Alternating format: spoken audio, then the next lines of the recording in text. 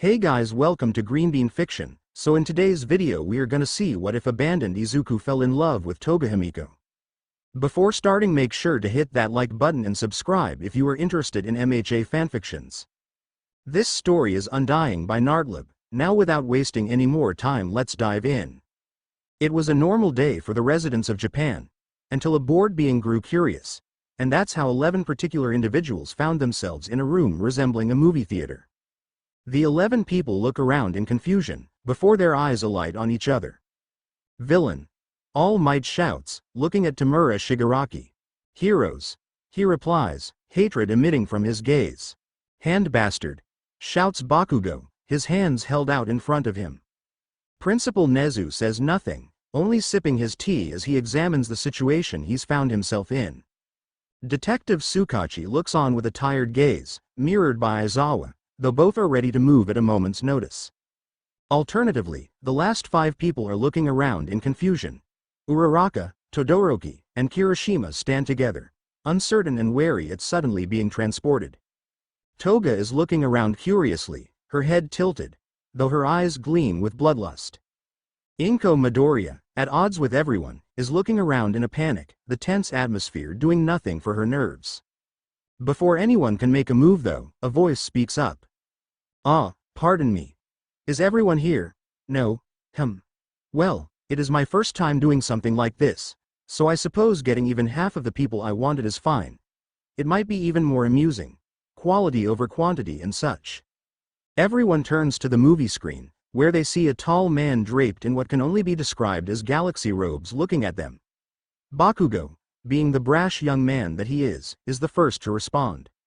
The hell you talking about, bathrobe? You're the one who brought us here, you another shitty villain. I'll take you down along with the hand bastard.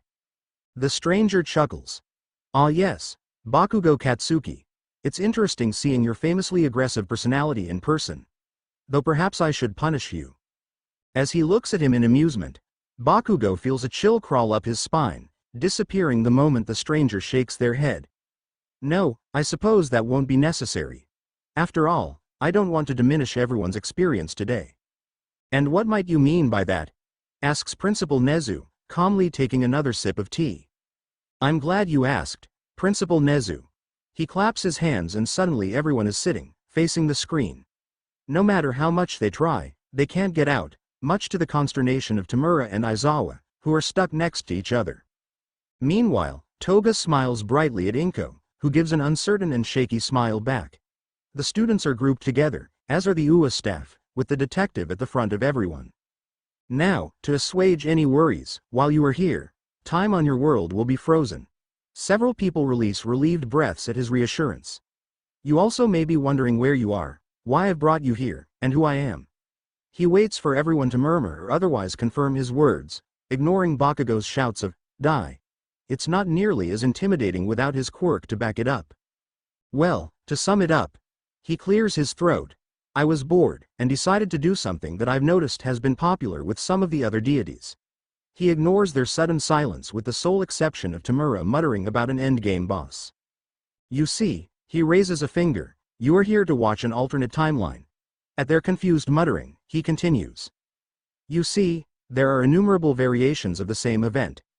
For example, Uraraka, she jumps a little at being suddenly addressed. In one timeline, if you used your quirk for 1 second longer than you have in yours for every activation, your quirk would be twice as powerful. Her eyes widen in disbelief while Aizawa shoots her a thoughtful look.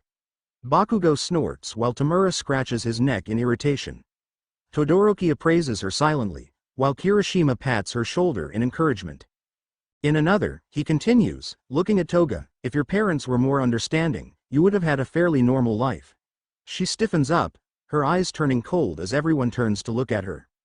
I don't know what you're talking about. I'm perfectly happy with how my life is going. She smiles, showing off her sharp teeth and sending shivers down the students' spines. Tamura looks at her curiously. This girl. Looks like she needs more points in the mind attribute. He smiles. That could be useful.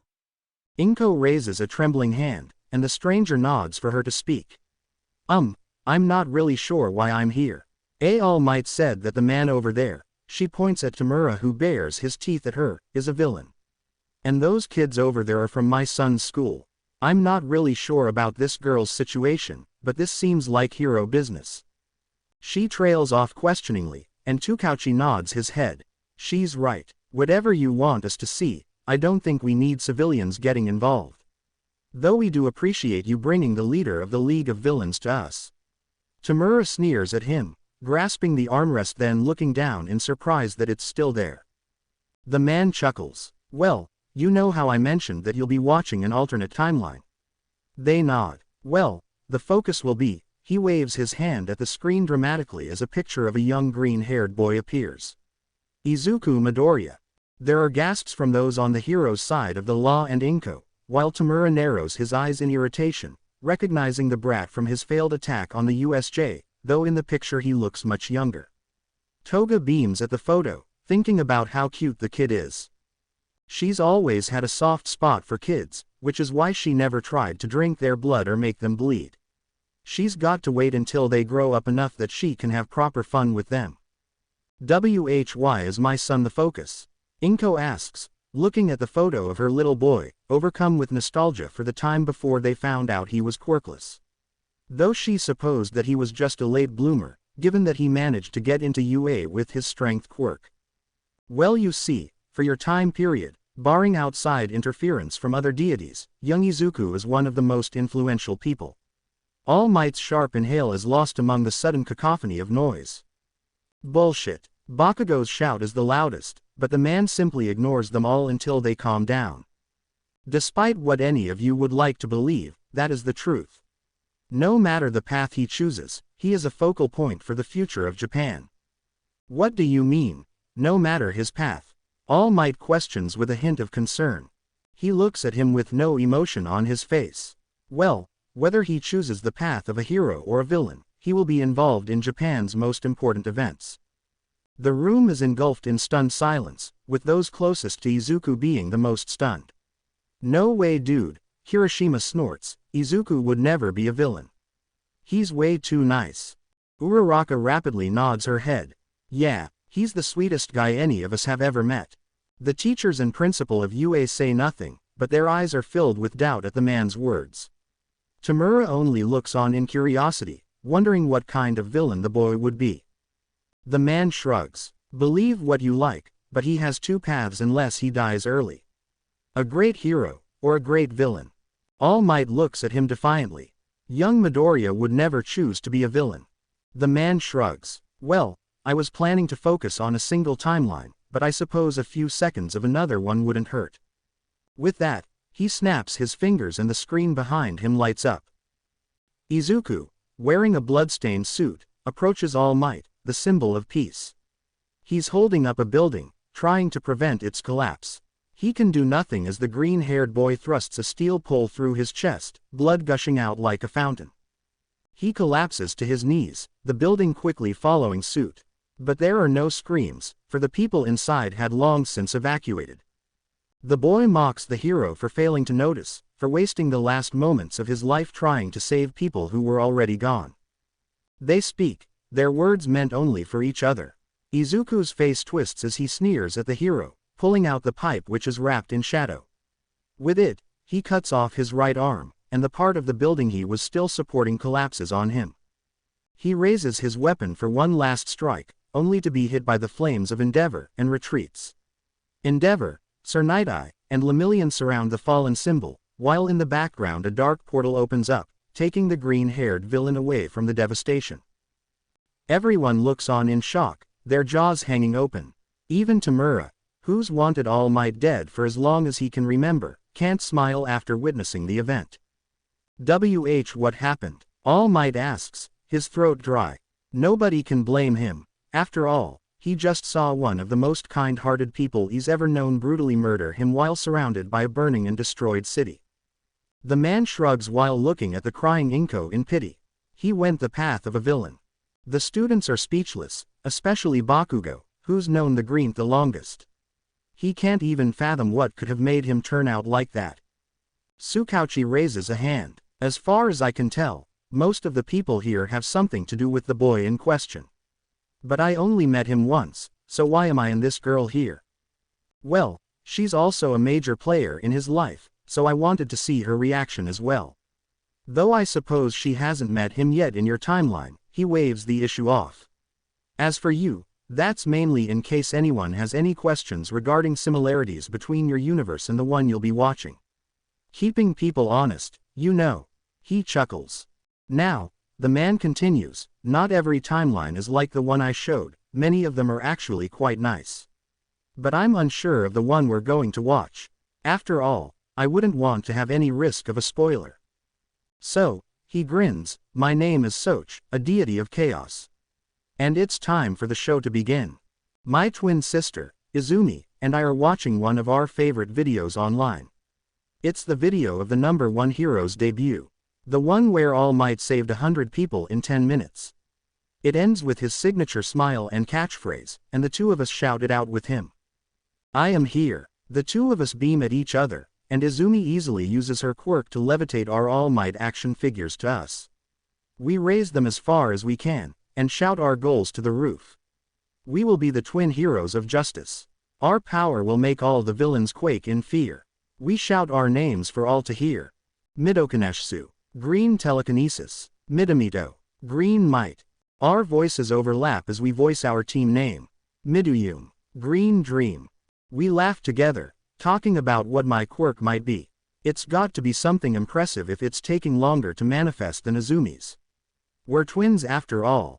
As we're laughing together, Mom comes in, smiling at the two of us. She beams at the two of us as she claps to get our attention. Okay, you two, we need to go to the doctor to get your quirks appraised. Yeah, we leave the room in front of Mom, unaware of the worry in her gaze as she looks at her son. Once we're all in the car, I ask Mom where Dad is. Oh, he got caught up with work again, so he'll be coming home late again. She sighs. She knows how important her husband is, being the #1 hero and all, but it would be nice to have him home more often. After all, she's the #12 hero and she still has time for her family. But that's the price they pay for a safer Japan. She understands, and she makes sure her children don't hold it against him. It helps that when he's home, he showers the three of them in as much love as he can.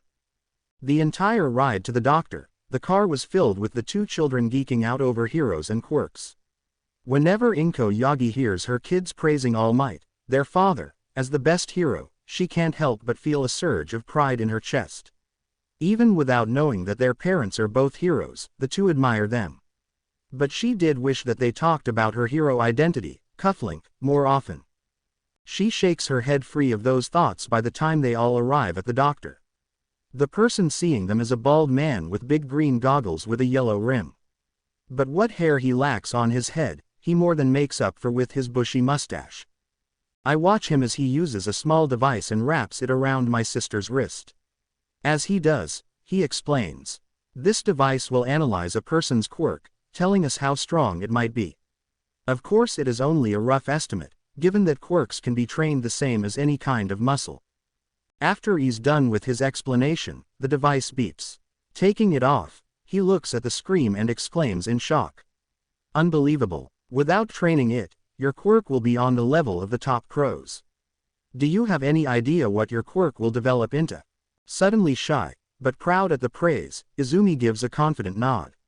Raising hand, she uses her telekinesis to lift the device out of the doctor's hand, surprising him. She brings it to herself as she beams at the man. Impressive for one at such a young age. You'll go places, girl. He turns his attention to me, and I eagerly hold out my wrist for him. He chuckles at my enthusiasm before wrapping another device around my wrist. After a few minutes of nothing happening, he frowns. Taking it off, he fiddles with it a bit before putting it back on. We wait, but still, nothing. My mother is looking worried now, but me and Izumi are just confused. He takes it off of me again before looking at Mom. If it's all right with you, I'd like to do a few more tests. She nods, hoping to find out what's wrong with her child. She knew something was off when he didn't show any signs of his quirk a month ago like his sister when they turned 4. The doctor took some blood, and I held back my tears at the pain. A hero is supposed to make sure other people don't have to worry, not the other way around. Still though, I appreciate Izumi holding my hand while it's getting done. After taking my blood, the doctor has me do a few different movements, which I do with no problem. As we go through them all, he asks me about what I want to do. So I tell him about how awesome All Might is. By the time he X-rays my foot, I finally get to his question. So what I want to do is become a hero like All Might, someone who helps everyone. My mom and sister smile at my words.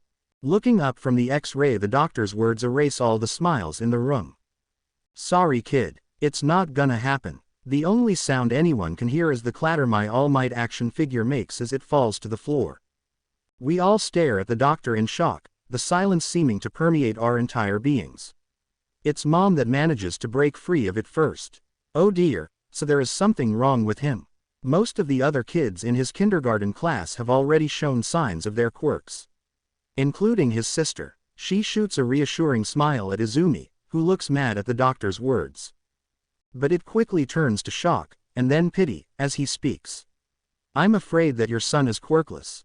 You see, he goes on to explain about how people have evolved, and that the bones in a person's foot is a sure way to tell whether or not they have a quirk. But I stopped listening after his first sentence. Instead, his words echo in my mind. Your son is quirkless. Son is quirkless. Quirkless. Quirkless. Quirkless. Quirkless. I think about all the plans me and Izumi have made, all relying on us becoming heroes together. We even told Ka-chan that he could join us at our agency. That made him really happy, but then he got mad when we told him that Izumi and I would be a two-person team, and that we would only team up with him when we want to hang out. He didn't talk to us for a whole week. It was only when he excitedly told us about his quirk starting to manifest that he started talking to us again. It was a good day, and Izumi and I were super excited for when we would develop our own quirks. But I guess that's never going to happen for me. The drive home is in silence, one that goes unbroken all the way home. Once there, I go to my mom's room and turn on the computer. I watch my favorite video, over and over and over. I watch as All Might flashes his reassuring smile, as he says his iconic words. Then I do it again, over and over and over again. I can tell that my mom is behind me, looking at me with worry in her eyes. Slowly, I turn to her, tears pooling in my eyes. All Might is always smiling, no matter how bad things get. I raise a trembling finger to show her, as if it would somehow erase the time I spent at the doctor's. Do you think that I can be a hero too? My voice is weak, and my entire body is trembling. She grabs onto me. She apologizes. She says that she wishes things could be different. She doesn't answer, not directly. But I know the meaning in her words. You can't become a hero. Backquote. Ah, they're so cute together. Uraraka gushes. Totally. Toga agrees. It kind of makes me wish I had another child, Inko mutters, looking at alternate hers kids. The only ones with different thoughts are Tamura, who scowls at the hero-worshipping brats, Aizawa who shrugs it off, and Nezu, who's busy going through how having a twin sister would change young Izuku's fate. When they hear the blunt way the doctor bluntly tells the young boy that his dreams are unattainable, the crowd breaks out in outrage. That's so unmanly. Yeah, even if he didn't think he could do it, he didn't have to be so mean about it. I don't like him, but I wonder if I can make him better if I let his blood gush out. Inko slowly inches away from the muttering serial killer as she watches the same scene she experienced play out on the screen. The only difference is how happy the other her is about her daughter's potential. Nezu sips his tea while All Might winces at the familiar words. That device would be quite useful. A shame we don't have something similar in our timeline. Bakugo smirks at the screen, knowing that he had the right idea growing up. And he was right since Deku only got into UA thanks to finally developing his quirk. He kind of looks like the doctor, Tamura mutters while scratching his neck. When the screen shows Inko hugging her child, they all look at her. She lowers her head in shame, not meeting any of their gazes. Bakugo snorts. It's not like you can be a hero without a quirk. She didn't do anything wrong. But aren't your parents supposed to encourage you, even just to show their support? It's unmanly otherwise. That's news to me. They shoot Toga a glance, who's just playing with her fingers. Uraraka looks away. Well, I'm sure his dad will do something. Quote. We haven't seen Hiyashi since he found out Izuku was quirkless. Inko mutters, causing an awkward silence to fill the room. Soch chuckles. Well, good thing it doesn't seem like you married Hiyashi in this timeline. Third-person POV. After putting Izuku to bed, Inko starts making dinner for everyone. Izumi is in the living room, watching TV after her mother told her to let Izuku have some alone time. But the worry is clear on her face. She heard the doctor, same as her mother, after all. Quirkless. She changes the channel, and a news reporter comes on. Here at the scene, you can see the two villains defeated by All Might with a single punch. Regretfully, we couldn't get an interview, with All Might stating that he had some personal business to take care of. If we learn more, our loyal viewers shall be the first to know. She changes the channel again, this time landing on a kids' show.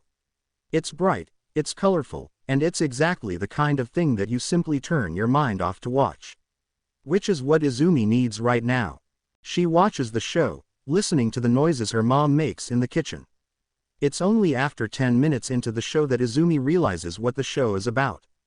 The heroes band together after losing their powers to defeat the villain. Watching the villain fall due to the power of friendship, Izumi can't stop the small hope that starts to burn in her heart. Maybe Izuku can be a hero even without a quirk. It's something she doesn't say out loud, from fear that even giving voice to the ember would blow it out. But it's there, the hope that they'll still be able to achieve their dreams. Together, just like they always have. Time passes like that, with Inko making dinner, her heart filled with sorrow, and Izumi watching TV, hope flickering in her small heart, threatened to be put out at the slightest breath. When Inko is laying her specialty meal of chicken katsu on the table, her husband, Toshinori Yagi, finally returns. He looks at his wife and daughter, immediately noticing the heavy atmosphere of the home. What happened? Where's Izuku? He asks, trying not to think of the worst possibilities. Seeing his obvious distress, and knowing what life as a hero is like, she quickly reassures him. He's okay, just sleeping. Breathing a sigh of relief, Toshinori Yagi looks at his wife, the question clear on his face. With a sigh of resignation, she speaks. We went to the doctor to get their quirks appraised, and Izuku doesn't have one. She doesn't beat around the bush, deciding to come out and say it as bluntly as possible. She doesn't even notice that she's crying until Toshinori is hugging her. Then she breaks down as the shock finally wears off. That her son, in a society that revolves around a person's quirk, is lacking. After letting her emotions out through her tears for 10 minutes, she looks up at her husband, surprised and a little angry at his lack of a reaction to the news. What the hell is wrong with you? Don't you care that our son isn't normal? She yells the last part, and both her husband and daughter flinch. Toshinori from the reminder of his past. Izumi from hearing that her brother isn't normal. She knew that of course, but knowing it and hearing your mother yell it are two different things. The ember in her heart flickers and shrinks, somehow smaller than it was before. Had it been anyone else, the flame would never have come into being. But her desperation to hold on to her and her brother's dreams managed to ignite the spark.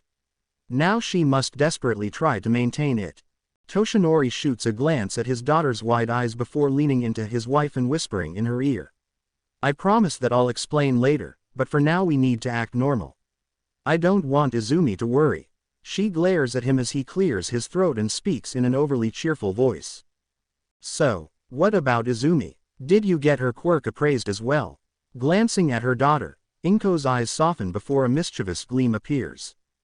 We sure did, she yells with more authentic joy than Toshinori. The doctor said that her telekinesis is powerful. He said that when she grows into it, she could even beat All Might. At her words, Toshinori misses the chair he was about to sit in, landing hard on his butt. Izumi chuckles at the sight while also beaming at her mother's words. I'll be as strong as All Might. The All Might. That's amazing. I'm going to be the new #1 hero after I make my own debut. I'll save 200 no. I'll save 1,000 people in 10 minutes and blow All Might's record right out of the water. Unbeknownst to any of the three, their words this night would have consequences. Not any time soon, but far more dire than any of them could ever dream of. But that will be then, and for now, The three take their seats at the table, Toshinori sitting gingerly to avoid putting too much pressure on his possibly bruised behind. The three talk, telling each other about their days. Though it's more like Inko and Toshinori talking, since other than going to the doctor, Izumi only stayed home and hung out with Izuku. At that thought, she looks around the table, noticing with shock that Izuku isn't there. Then she remembers her mom's earlier words and comes to the conclusion that she wanted to let him sleep. She goes back to her meal with joy. After all, chicken katsu is her mom's best dish. After dinner, she sees her mom looking at the extra plate of food in confusion, so she decides to help her. She goes to the kitchen and opens the drawer she's seen her pull the saran wrap from. Getting it, she gets back to the table just in time to see her mom pick up the plate. Turning around, Inko is surprised to see her daughter carrying the box. Before she can scold her for grabbing things she isn't supposed to, Izumi speaks. "Here you go, Mom, so you can wrap up Izuku's dinner for him. It was nice of you to let him sleep in." With a start, Inko realizes why there's still a full plate. She forgot to wake up her son. Feeling guilty, she thanks Izumi and quickly wraps the meal, heading to bed where Toshinori explains to her about his quirk, as well as how he'll reveal the truth to their children once they turn 10. Izumi goes to her own room, dreaming of being the hero she can be. Izuku POV. I wake up during the night with my stomach growling. Looking around, it's dark, so I turn on a spare flashlight next to my bed and make my way to the kitchen. There, I see a plate of Mom's katsu chicken wrapped up for me. I look around in confusion and ask if anyone is around before noticing the time on the clock. 10 o'clock, when everybody would usually be in bed, asleep. And 3 hours past the time everyone would eat dinner together. I can't help but feel sad that I slept so long. After all, dinner is one of the few times that we're all together. Either Dad is busy with work, or Mom is. But without fail, everyone would be at the dinner table around 7 o'clock. Except for today. Given what we found out though, I guess I didn't want to wake up. I do appreciate that Mom left me a plate in case I woke up though. I just wish that I would have woken up when they came to get me. It's not like they forgot about me, right? Backquote. When All Might sees himself walk into their house, he can't help but be confused. When he sees himself kissing Inko in greeting, his eyes bug out of his sockets. Nezu chokes on his tea, and Tsukauchi gives him a sidelong glance. Aizawa manages to keep a straight face, but he does twitch. Everyone else just tilts their head, wondering why the guy looks kind of familiar. "Oh yeah," Soch says, "you guys don't know. That's what All Might looks like in this timeline." Everyone looks at him in shock before turning to All Might, who scratches his cheek sheepishly with a finger. The silence is broken by Todoroki of all people, who has yet to say anything, shouting, "I knew Midoriya was All Might's secret love child." All Might and Inko look at the proud-looking boy in shock before making eye contact with each other. They both blush and look away. Tamura grins. "So All Might can look like that as well. I'll have to tell Sensei about it. This is going to be a treasure trove of tips on taking down the final boss." Everyone is shocked when Inko apparently forgets about her son, only being reminded when her daughter brings her the wrap for his food. "I would never forget about my child," she shouts in shock. Little Izumi is so sweet, making sure that Izuku will still get his dinner. Uraraka gushes. "Dad, Mom, Izumi." Everyone quiets down again when they see little Izuku come out. He looks at the food on the table and gets a downcast expression. "I didn't get to see Dad today." All Might winces as nearly every person in the theater shoots a glare his way. He raises his hands placatingly. "And now hold on. I would never neglect someone like that." Tamura snorts, muttering about how all heroes are the same. Izumi POV. The next day, after a plain breakfast of rice and eggs, Mom drops me and Izuku off at our kindergarten class. Izuku still isn't over what the doctor told them yesterday, so he decides to draw by himself during their break. Bakugo gives him a curious look, but he ignores it so he comes to hang out with me. "Hey, what's up with Izuku? Did something happen at the doctor yesterday?" I wince at his question before sending Izuku a look. Seeing that he's out of earshot, I respond, "Yeah, apparently, Izuku is quirkless." He gasps, sending a wide-eyed look of surprise towards one of his best friends. But our plans, we were all going to be heroes together. Seeing his downcast expression, I get an apprehensive look. What if, we still can? My flame grows a bit brighter, though the size remains the same. Katsuki gives me a shocked look. Are you kidding? He won't be able to be a hero without a quirk. It dims, shrinking a bit on itself. Have you not seen some of the villains out there? Look at some of the fights heroes and villains have and tell me if a quirkless person would be able to survive one of them, much less win. I look down, my flame reduced to embers, but not yet put out. I gulp, he could still be support. Or maybe work as our manager. My voice is hesitant, as if afraid that Katsuki will be angry at me for voicing the remains of my hope. He gets a thoughtful look on his face as he stares at Izuku. Yeah, that could work. His eyes gleam. He can be like the computer guy in TV shows and movies. He'll let us know when there's an attack, and where we need to go. Good thinking, Izumi.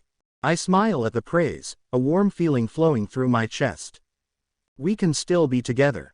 We can still start an agency together.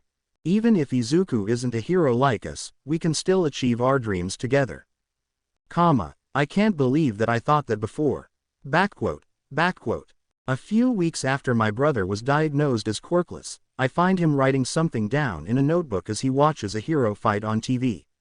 He seems really focused on it. I wonder what he's writing about. Hey Izuku. He jumps, pulled out of his thoughts, and I can't help but giggle at his reaction. What are you writing about? Oh, this. He holds it up so I can see the title. Hero Analysis for the Future. I tilt my head in confusion, not sure what it's supposed to be.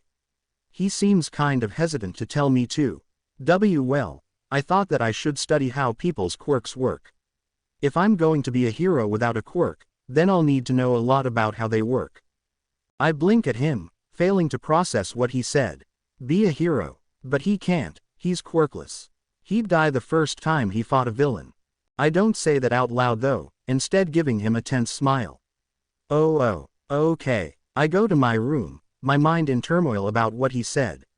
What about our new plans?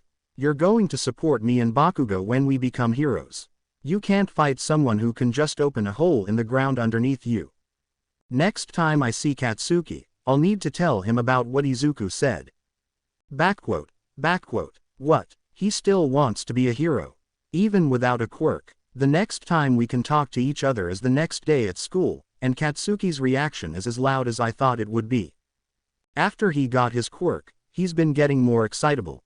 He's also been playing around with the sparks that come off his hand, much to the dismay of the teacher. He's started 2 fires in class since he got it, but the principal just laughs it off, saying that someone with such an amazing quirk needs to practice. It made the teacher exasperated, but she didn't complain to him again. Instead, she got a fire extinguisher and left it next to her desk in case something catches on fire again.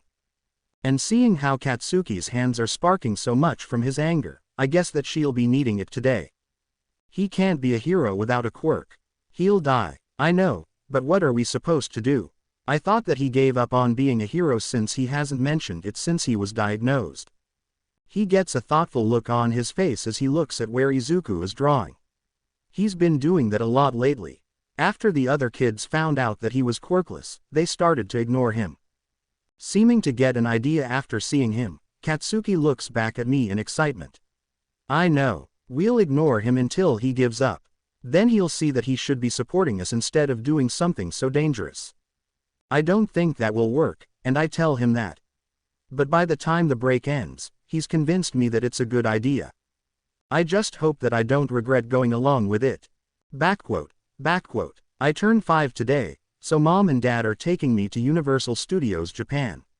They both managed to get the day off, and I've never been to the USJ before. It's really fun. We go on all kinds of rides, we see some shows, and we eat all kinds of yummy food. But there's this nagging feeling eating into my stomach that I can't seem to get rid of. When we get home late at night, tired from the exciting day, I finally realize what that feeling was. Izuku is curled up on the couch, tear tracks smeared across his sleeping face. We left behind Izuku, My parents exchange horrified looks before rushing to the kitchen. I hear sighs of relief as they realize that Izuku managed to make himself some food while they were gone. They come back with guilty faces as they look at him. They start whispering to each other as I stare at my brother, who's hugging a watermarked notebook. Hero analysis for the future number 2. I'll take him next week. It can be like a father-son bonding thing. Don't forget. Don't worry, I'll set a reminder the day before.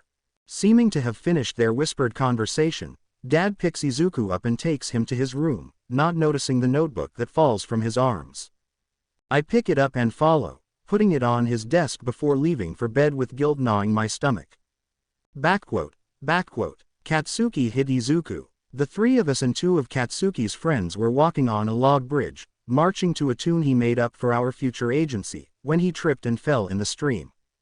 Of course, since it was Katsuki who fell in, none of us were worried. After all, he and I are going to be pros. A little thing like that isn't going to hurt him. But Izuku didn't seem to agree. I don't even know why he still follows us around at this point. He knows that we aren't going to talk to him. He went down into the stream as we all watched, holding out his hand and asking if Katsuki was okay. I feel a twinge in my chest watching. He has the heart of a hero. But that's not enough. He needs a quirk too. Or else he'll just die. Katsuki ignores the hand, pushing himself up. He glares at Izuku, his hands balled into fists. Then he punches him in the face. I look on in shock as he falls into the stream, holding his cheek where Katsuki hit him. The boy himself is looking down at Izuku in shock before he sneers. I don't need help from some quirkless deku. And he climbs back up on the opposite side of the stream. I look down at Izuku, who's started crying. He looks up at me, eyes begging for me to come down and comfort him, like I used to do when he got hurt. Before we were 4. But I clench my fists and firm my resolve. I turn away and follow Katsuki further into the forest. I need him to tell me why he hid my brother. It's obvious by this point that ignoring him isn't going to work. If we want him to give up on being a hero, we need to do more. I look at him in confusion. What do you mean, more?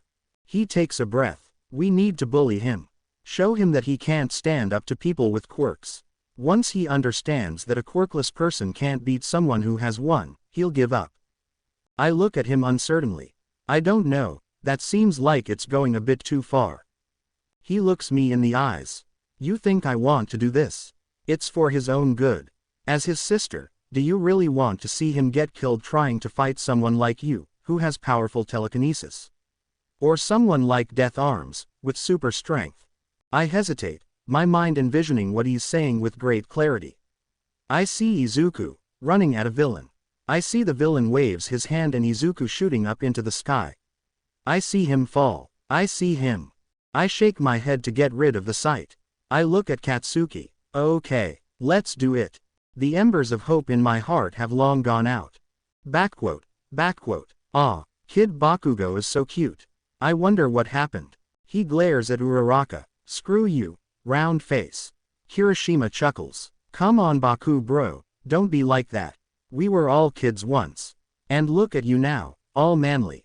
He scowls at him, but simply throws himself into the back of his seat. The people around him chuckle, the only person who doesn't is Tamura. He just looks at the screen, watching as the children make plans. Then before it cuts to the next scene, it goes gray, and bold words are plastered across it. I can't believe I thought our dreams could be achieved. Everyone looks at it in shock, suddenly apprehensive. Kirishima lets out an uneasy laugh. Hey, see come on guys, this is Midoriya we're talking about. I'm sure everything is going to work out. Nobody responds, and Bakugo starts to get a bad feeling as he remembers what he started doing. Look at that, even now he works hard to be a hero. All Might beams at the people around him as they watch Izuku start on his path. I wonder what he's writing in there. Mummers Nezu. Probably some stupid fanboy trash about heroes. Tamura growls. He ignores the glares everyone else sends his way before turning back to the screen. Bakugo, are you an idiot? The fact that it's Todoroki who's asking makes it all the more impactful. Shut the hell up, icy hot. Though he says that, his usual fire is missing, and he doesn't meet anyone's eyes. Inko is looking at him in shock. Bakugo, did you do this to my Izuku? He scowls down at the floor. No. When everyone looks at Tsukauchi, he nods his head. Truth. The tension leaves everyone and Kirishima claps a hand on Bakugo's shoulder with a laugh. I'm proud of you, bro. You're way manlier than that guy. He jerks a thumb at the screen as a montage of Izuku following his sister and friend plays, all the while they pretend that he isn't even there. An uncomfortable look crosses his face, unnoticed by all except Tamura. He hums in thought and Tsukauchi looks at him with a raised eyebrow. Just keep watching. I have a feeling that kid is about to get put on a harder difficulty. He refuses to answer their questioning looks, so they sit back and watch. They watch as Izumi has a fun day at the amusement park, smiling at her joy. They listen to Inko demanding that Soch let her punch the other her in the face for forgetting her child, backed up by All Might wanting to do the same to himself. All the while Tamura hums, waiting for what he knows is going to occur. They gasp in shock as Kid Bakugo punches Kid Izuku and storms off. They shout at the two kids to think about what they're doing as they agree to bully the boy. Tamura smirks as he looks to the, for once, silent explosion boy. So, Mr. Hero-to-be, is this more in line with what you did to your Midoriya? Everyone is silent as they look at him. Kirishima with worry, Inko in horror, Uraraka in anger, All Might in shock, Todoroki in judgment, Nezu in consideration, Aizawa with dawning understanding, and Toga in disgust. His answer is quiet, barely heard by the people around him. But it's enough for Tsukauchi. Truth. Izuku POV. It's been a few years since mom and dad have started ignoring me, and Izumi and Kachan have started bullying me. After the first time Kachan hit me, they started insulting me. Mocking me, telling me that I don't have what it takes to be a hero. Then they started to get physical. At first they just pushed me around, tripped me, stuff like that. But then they asked if I still wanted to be a hero, and I said yes. Then they started hitting me. They didn't use their quirks, thankfully. Instead they just hit and kicked me, covering me in bruises. But they aren't dumb. They made sure that they only beat me where my clothes cover. I'm sitting in class as usual, when the teacher says she has a special announcement. Today we have a transfer student. Please make sure that you make her feel welcome. She gestures towards the door, and I guess the new kid was looking through the window because she opens it. She has a heterochromatic appearance, with the left side of her shoulder-length hair being red and the right appear white. Her eyes are different colors too. Her right eye is brown, while the left one is a bright blue. It's really eye-catching, especially given the horrible burn scar covering the upper portion of that side of her face. She looks out at the class with a blank expression.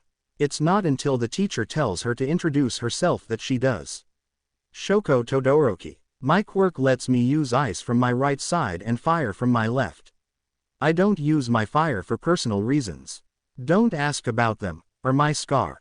With that her introduction is done, and it's clear that she doesn't want to say anything else. Clearing her throat awkwardly, the teacher directs them to the empty desk next to me. It wasn't always empty, but Kachan and Izumi spread rumors that being quirkless can make people who have quirks get sick. After that they changed seats. Todoroki sits next to me casually, not even looking in my direction. But it's not that she's trying to be mean, she's not looking at the other students either. I can't help but feel a flash of relief that she's not being mean to me, only to become depressed since I know that she'll act like everyone else once she knows that I'm quirkless. The class goes on as normal, with everyone focusing on the teacher. At least, I look like I'm paying attention to her. Over the years of avoiding Kachan and my twin, one of the places I usually hide is the library. And since I'm already hiding there, I decide to read the books they have. Not the fun, kid-focused kind though, but the ones for learning. I've basically read each of the books they have in the library about math, science, history, etc. So I already know everything the teacher is teaching us, other than what her own experiences have taught her. Instead of focusing on the lesson, I'm writing down an analysis of a hero fight I saw the other day. While I do so, I cover my mouth to help cover my muttering.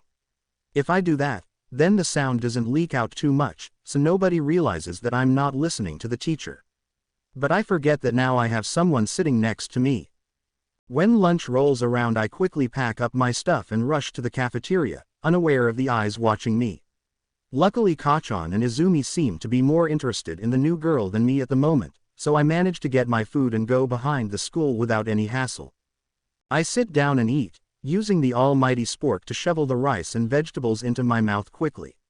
Once I'm done, I take out a notebook different from my analysis journals. Instead, I use this notebook for my drawings. It's one of the few things I can do that I find relaxing. I start to sketch some of the clouds in the sky, not hearing the footsteps until they're right next to me. "What are you doing out here?" I yelp, dropping my notebook. I look at the person who asked me that question and see the new girl, Todoroki, standing there. Well, I come out here to draw sometimes. It's peaceful. She hums in response before bending down. I look at her in confusion before I see her pick up my notebook. I blush since I haven't shown them to anyone before. I know that I'll just get mocked if I do. But she doesn't say anything. She just flips through the pages with the same blank look on her face she had in the classroom. When she finishes looking through them, she hands it back. They're good. They're just 2 simple words, but they mean so much to me. I even start to tear up. Seeing me start to cry, her eyes widen and she takes a step back. She looks around as if looking for an adult, but we're alone. So, awkwardly, she pats my head. There, I'm sorry. Please don't cry. It's awkward, and it's clear that she's never comforted someone before. But it's more than I've gotten ever since I was told I was quirkless, and so my tears continue to flow. We stay like that until the bell rings, signaling the end of lunch. Wiping away my tears, I smile at her, much to her obvious surprise. So bright, she thinks. Thank you. It means a lot to me. With that I grab her hand and start walking to class. She follows along, confused at my reaction. Even though I know it won't happen again, I'm glad that there was someone who was nice to me. Even for a little bit. We enter the classroom, and unfortunately the teacher isn't here. But Kachan and Izumi are, along with some of their other friends. Seeing that I'm with the new girl, they scowl. "Hey, Todoroki, you shouldn't hang around with him. That deku is quirkless," Izumi shouts to her, and I drop her hand immediately. I walk to my desk with slumped shoulders and my head hanging. Even if it was only for lunch, at least I had a friend. I nearly stumble when I hear what she has to say. I don't think there's anything wrong with being quirkless. I'll hang out with whoever I like, and it's definitely not people who ignored what I asked. They stare at her, mouths hanging as she walks to me and puts a hand on my shoulder. Ignore them. Let's sit down. The teacher will be here any moment. I take my seat, my expression frozen in shock. She's still going to be my friend, even though I'm quirkless. I manage to snap out of my shock by the time the teacher gets here, but as I look at Kachan and Izumi's glares, a shiver goes down my spine. I know that my bullying is going to get a whole lot worse. But I look at Todoroki, who gives me a small smile in return. I blush and look away. Maybe with a friend, it won't be so bad. Backquote. Before we continue, I've decided to bring in a special guest. Everyone looks at Soch in confusion. Before they can ask who it is, they snap their fingers. To the surprise of those from UA, a pink alien-looking girl appears. Mina looks around in confusion, asking the usual questions. Where am I? Who are you? Why am I here? After a quick explanation, barring why she was randomly summoned, she shrugs it off and sits between Uraraka and Toga. Let's get this show on the road. I can't wait to see who gets with who. The heroes and students facepalm, Toga chuckles, and Tamura sighs. The screen continues to play, and as the crowd watches a montage of Bakugo and Izumi bullying Izuku, they glare at him. Bakugo, when we get back you're going to be meeting with Hound Dog every week until you get a handle on your anger issues. He clicks his tongue and looks away, not meeting anyone's eyes. Fine. Maybe he'll be nicer covered in blood. People are usually nicer to me when I make them bleed. Well, some get more mean, but making them bleed more fixes that problem. Toga looks at him, her grin promising pain. Despite her alarming words, almost nobody has the energy to comment on it. I know I shouldn't say this, but he does deserve to get hurt. Everyone looks at the glaring Inko Midoriya in surprise. I never thought Midoriya's mom would be so scary. Kirishima shudders. Yeah, Uraraka says quietly. How come this kid became a hero? His childhood is as bad as mine was. Truth. The detective's shocked words cause the attention to shift to the man who attacked the USJ. Perhaps the bullying wasn't so bad without his sister to join in. Nezu sips from his eternally full teacup as he theorizes. But before the discussion can continue, Bakugo's words cause them to focus on the screen. We never got a transfer student. When they see the person who enters the classroom, they exclaim in shock. Though none are as shocked as the person who's appeared.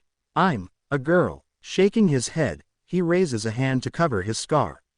Even as a girl, the old man has no mercy. His words are unheard in the commotion the others are causing, though Mina is by far the loudest. Ship it. I totally ship it. I don't know who I'm shipping her with yet, but I'm totally shipping it.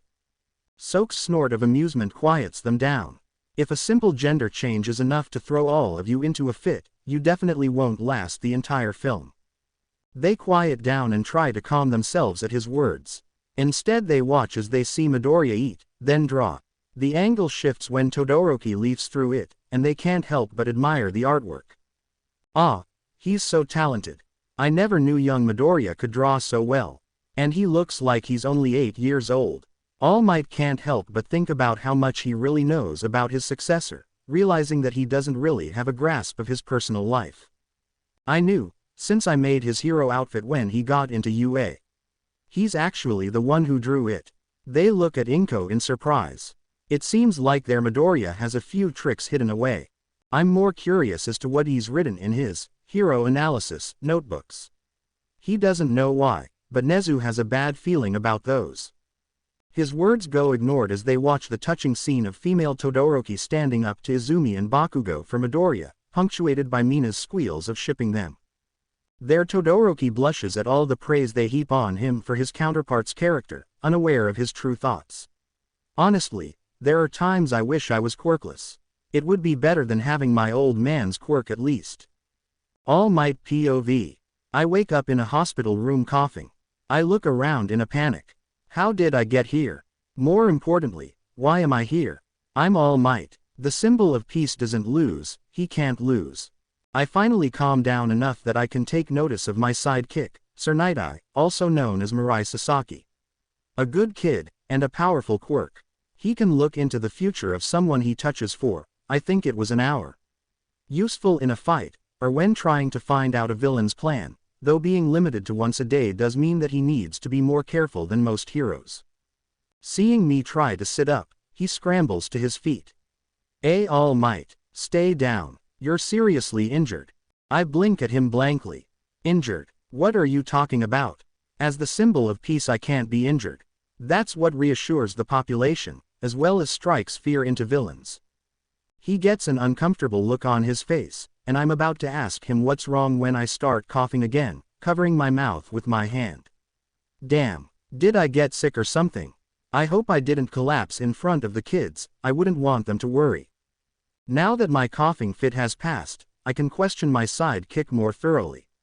But when I pull my hand away, I see it covered in a red liquid. I stare at it for a moment, uncomprehending. It's not until my teacher, Gran Torino, enters the room that I realize what it is. And I start shaking. I'm injured. How? It's been so long that I've forgotten what it's felt like. Inori, Toshinori. I'm pulled from my thoughts by my teacher's words. Seeing that he's gotten my attention, he continues. What's the last thing you remember? My brows furrow, and I realize that I'm in neither my buff form nor my skinny form, but something in between. Another thing that hasn't happened before. But that can wait, for now I need to work things out.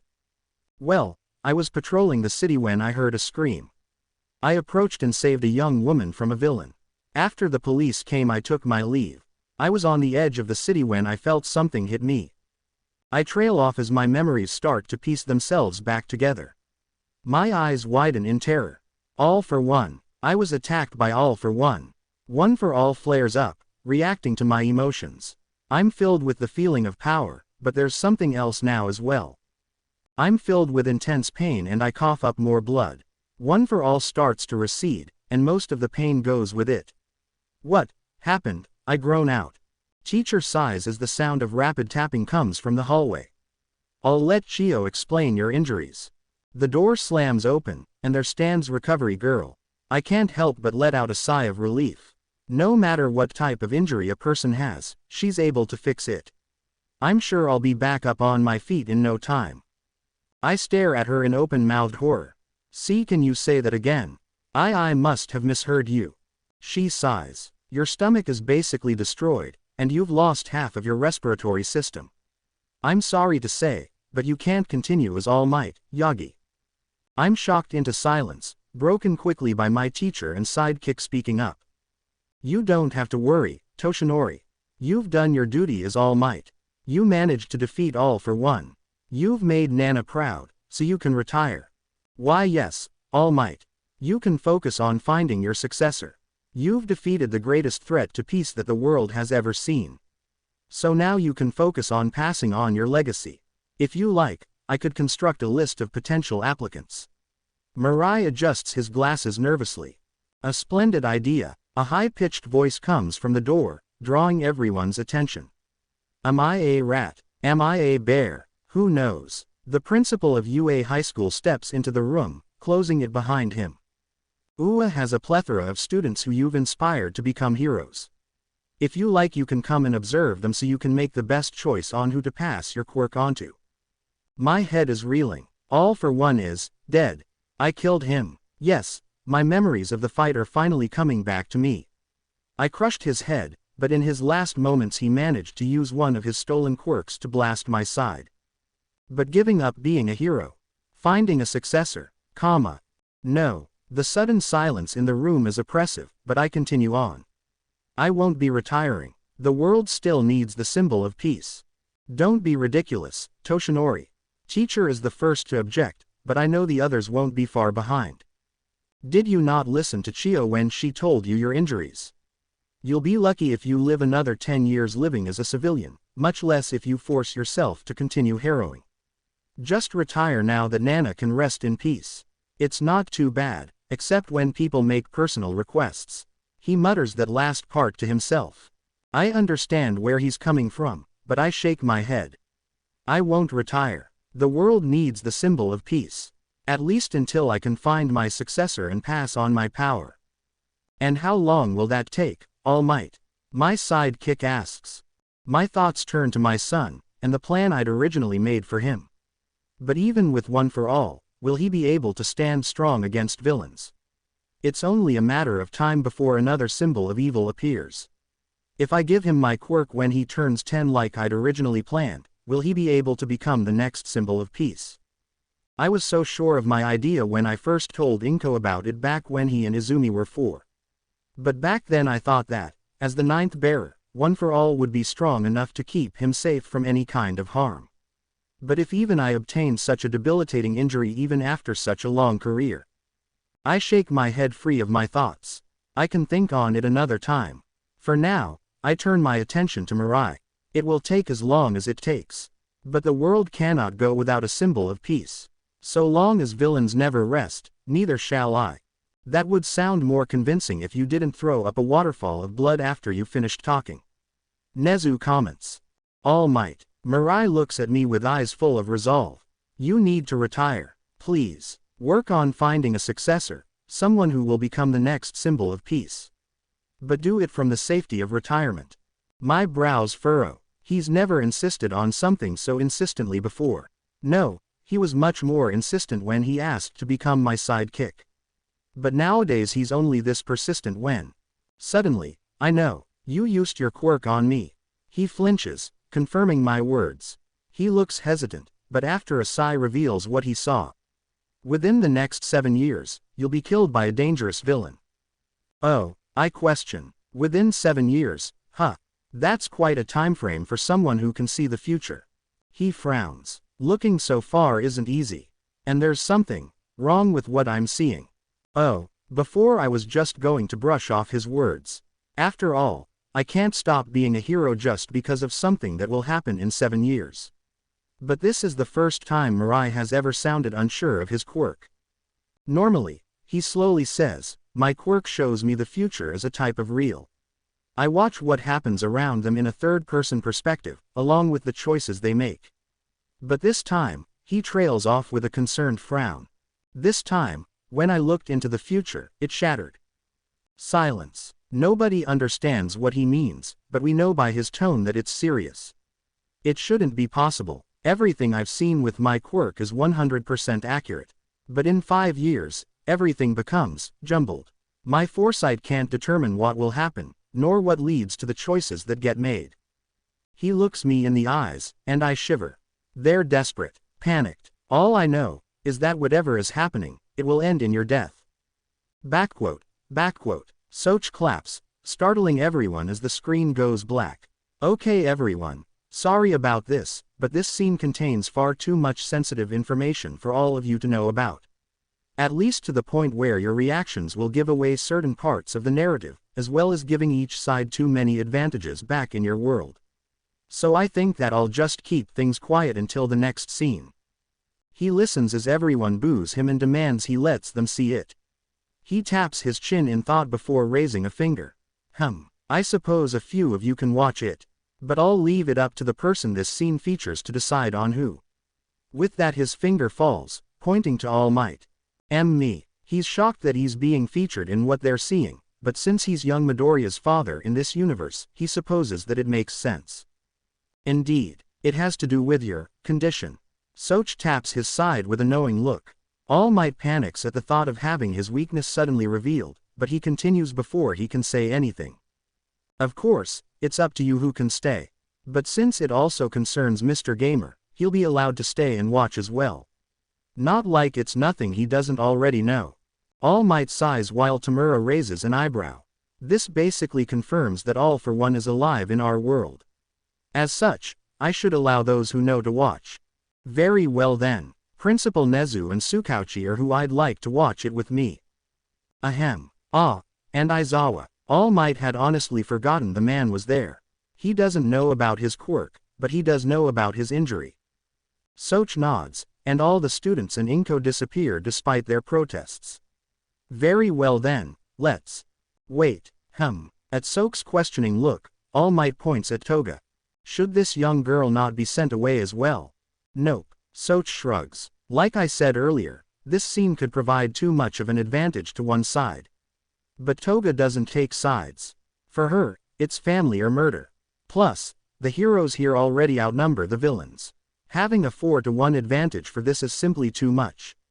So Tamura gets the only other villain to watch it with him." At his words the two exchange glances, Toga with an excited squeal and Tamura with a tired sigh. Anyways, no more interruptions, let's play.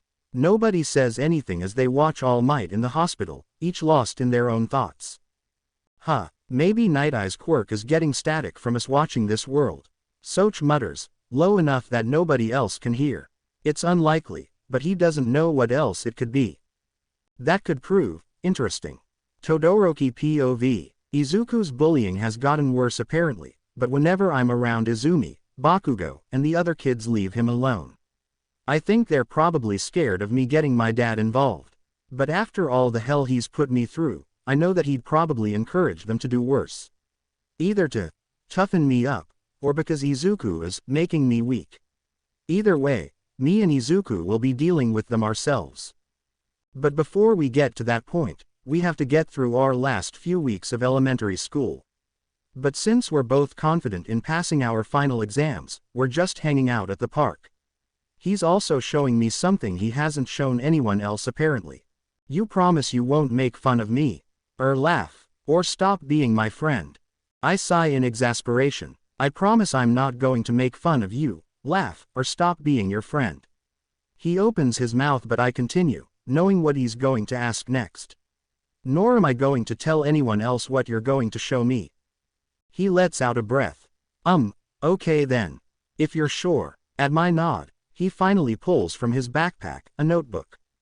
Seeing it, I give him a dead-eyed stare, which is different from my usual blank stare. It's hard to tell the difference for people who don't know me, but Izuku can. "I've already seen your artwork. Why would you make such a big deal out of this?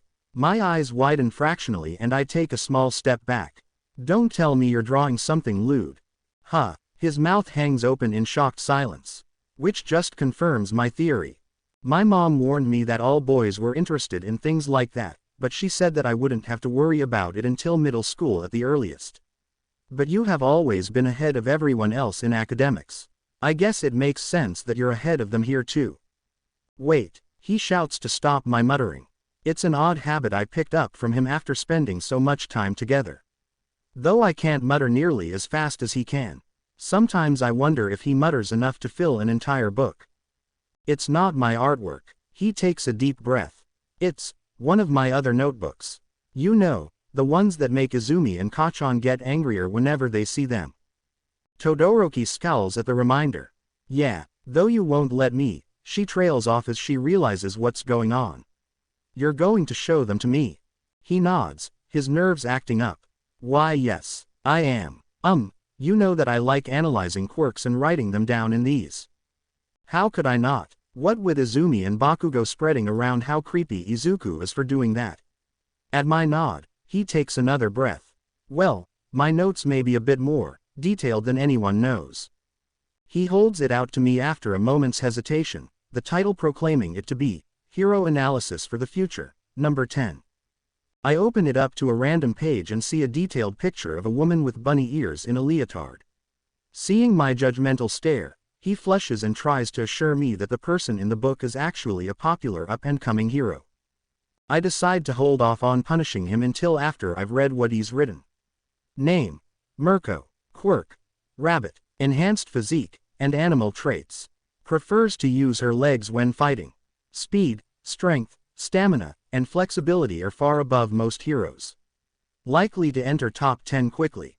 I look at him in surprise for a moment before I continue reading.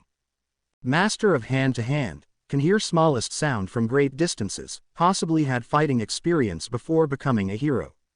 What follows are details upon details of how her quirk might be affecting her body below the surface, such as theories on how it enhances her. Not to mention where she might have gotten her fighting experience, theorizing that she might have gone around challenging anyone she met back in high school. Then I get to a section that's more concerning. Loud or high-pitched sounds might cause disorientation. Earplugs a part of costume. Good instincts, but straightforward personality. Traps most likely weak point. Rabbit instincts. Possible repression of prey mindset. Overwhelming foe might cause flight instincts to flare.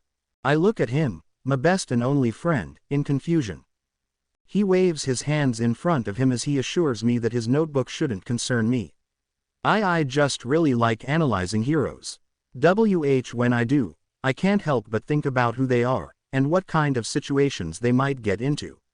Then when you throw quirks into the equation you have to wonder how things would change, so I do, and then before I realize it I end up with a few pages of stuff about the hero and I know it's word. I'm sorry, I understand if you don't want to be my friend anymore, I'll go now, so ow. He yelps in pain as I smack his head with the spine of his notebook.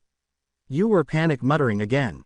He says sorry and I sigh, trying to parse what he said while he was muttering. You don't have to worry. I told you that I wouldn't stop being your friend, and I meant it. I was just surprised about how detailed it was. Really? He asks, his voice hopeful. I nod. The notes are really good, not to mention the part where you made notes on how the hero could improve themselves, even if it was only them adding more protections to their hero outfit. He beams at me. Why yeah, I've noticed that a lot of hero costumes are more centered around aesthetics than functionality, though I'm sure that they're made out of really strong materials. Which does mean that villains they fight will underestimate them, thinking that they lack protection, unless it's associated with their quirk. I'm sure that's how a lot of villains have gotten captured, striking the hero and thinking that they won only to find out that their costume protected them. I just love the surprise. Ow. I smack him on the head again. You were fanboy muttering again. He repeats his apology and I sigh as I go back to the page about that rabbit hero. Unknown to me, my eyes glare at her picture as they look at her body before switching over to the information portion. I only skimmed it at first since there's so much written down, and it's all crammed onto the page. Flipping it, I see that there's 2 more pages written down. I shake my head in bemusement. Izuku really is smart. No, he's a genius. If even half of the theories he wrote about her are true, he could either skyrocket her hero career, or end it completely. Just then, my eyes alight on a certain part of the analysis and the air around us grows cold. Izuku, feeling the change, looks around in confusion. Huh, did the temperature just drop? Oh, did you do that, Todoroki? If you were feeling warm, we could have moved to the shade. Though this also works to train your quirk control. Izuku, I say, my voice is cold as my ice. He looks at me questioningly while I point to the section of his notebook that caught my eye. Why do you have such a big section dedicated to theorizing on whether or not she goes into heat like a normal rabbit? He says nothing, his mouth hanging open as he tries to think of how to explain. His punishment for being a pervert is brutal. Backquote. Nothing really going on with this scene. Just Midoriya showering Todoroki with his passionate words. Hey, Soak's phrasing is not taken well by certain members of the audience. Most notably Uraraka in jealousy, and Todoroki in embarrassment. Mina, however, don't go sinking the ship. They're adorable together. Set sail on the Todoriya Express. Wait, his last name is Yagi here. Shoku, Izuku, Yagoroki, Todoroki. Shut the hell up, raccoon eyes. Bakugo, tired of their noise, decides to shout back. This is a rather troubling discovery. Nezu mutters, when we get back, remind me to talk to Midoriya about his notebooks. It would be quite dangerous for them to fall into the hands of any villains. Detective Tsukauchi is in agreement. Aizawa nods, impressed by his student's analytical abilities. He knew about his notebooks of course, but he never realized just how detailed they are. I wonder what he's written about me. He is the only one who realized who I was during the test on the first day. All Might is bursting with pride at his successor's obvious genius. I should set up some exercises for him to do that will train his brain, as well as his muscles. Though maybe I should do that for myself as well. Tamura is wondering if he should try to recruit the kid to the league. Even though he doesn't like him, he can get over it if he gets someone so helpful on his side. Or he can just kidnap him. Either way works, he thinks as he looks at Mother Midoriya. The mother in question is gushing about how the two children on screen are so adorable together, along with Toga and Mina. She's gotten used to the way the girl talks about blood, so now she just ignores it while they talk. After all, other than that, she seems like a nice girl. Everyone chuckles when Kid Todoroki gets mad at Midoriya for writing his theories about Mirko having a heat, while Nezu is mentally stunned. How on earth has he figured that out? It's a well-kept secret. Not nearly as much as All Might's, but still not easy to discover. If it was released to the public, trust in heroes would fall quite far, and her own reputation might not be recoverable. I'm very happy that Midoriya decided to become a hero. Mom, Dad, and Izumi are planning to throw a big party for her 12th birthday, but for me, Todoroki and I are going out for ice cream. I mean, I would prefer it if we could all celebrate together, but I would just bring the mood down.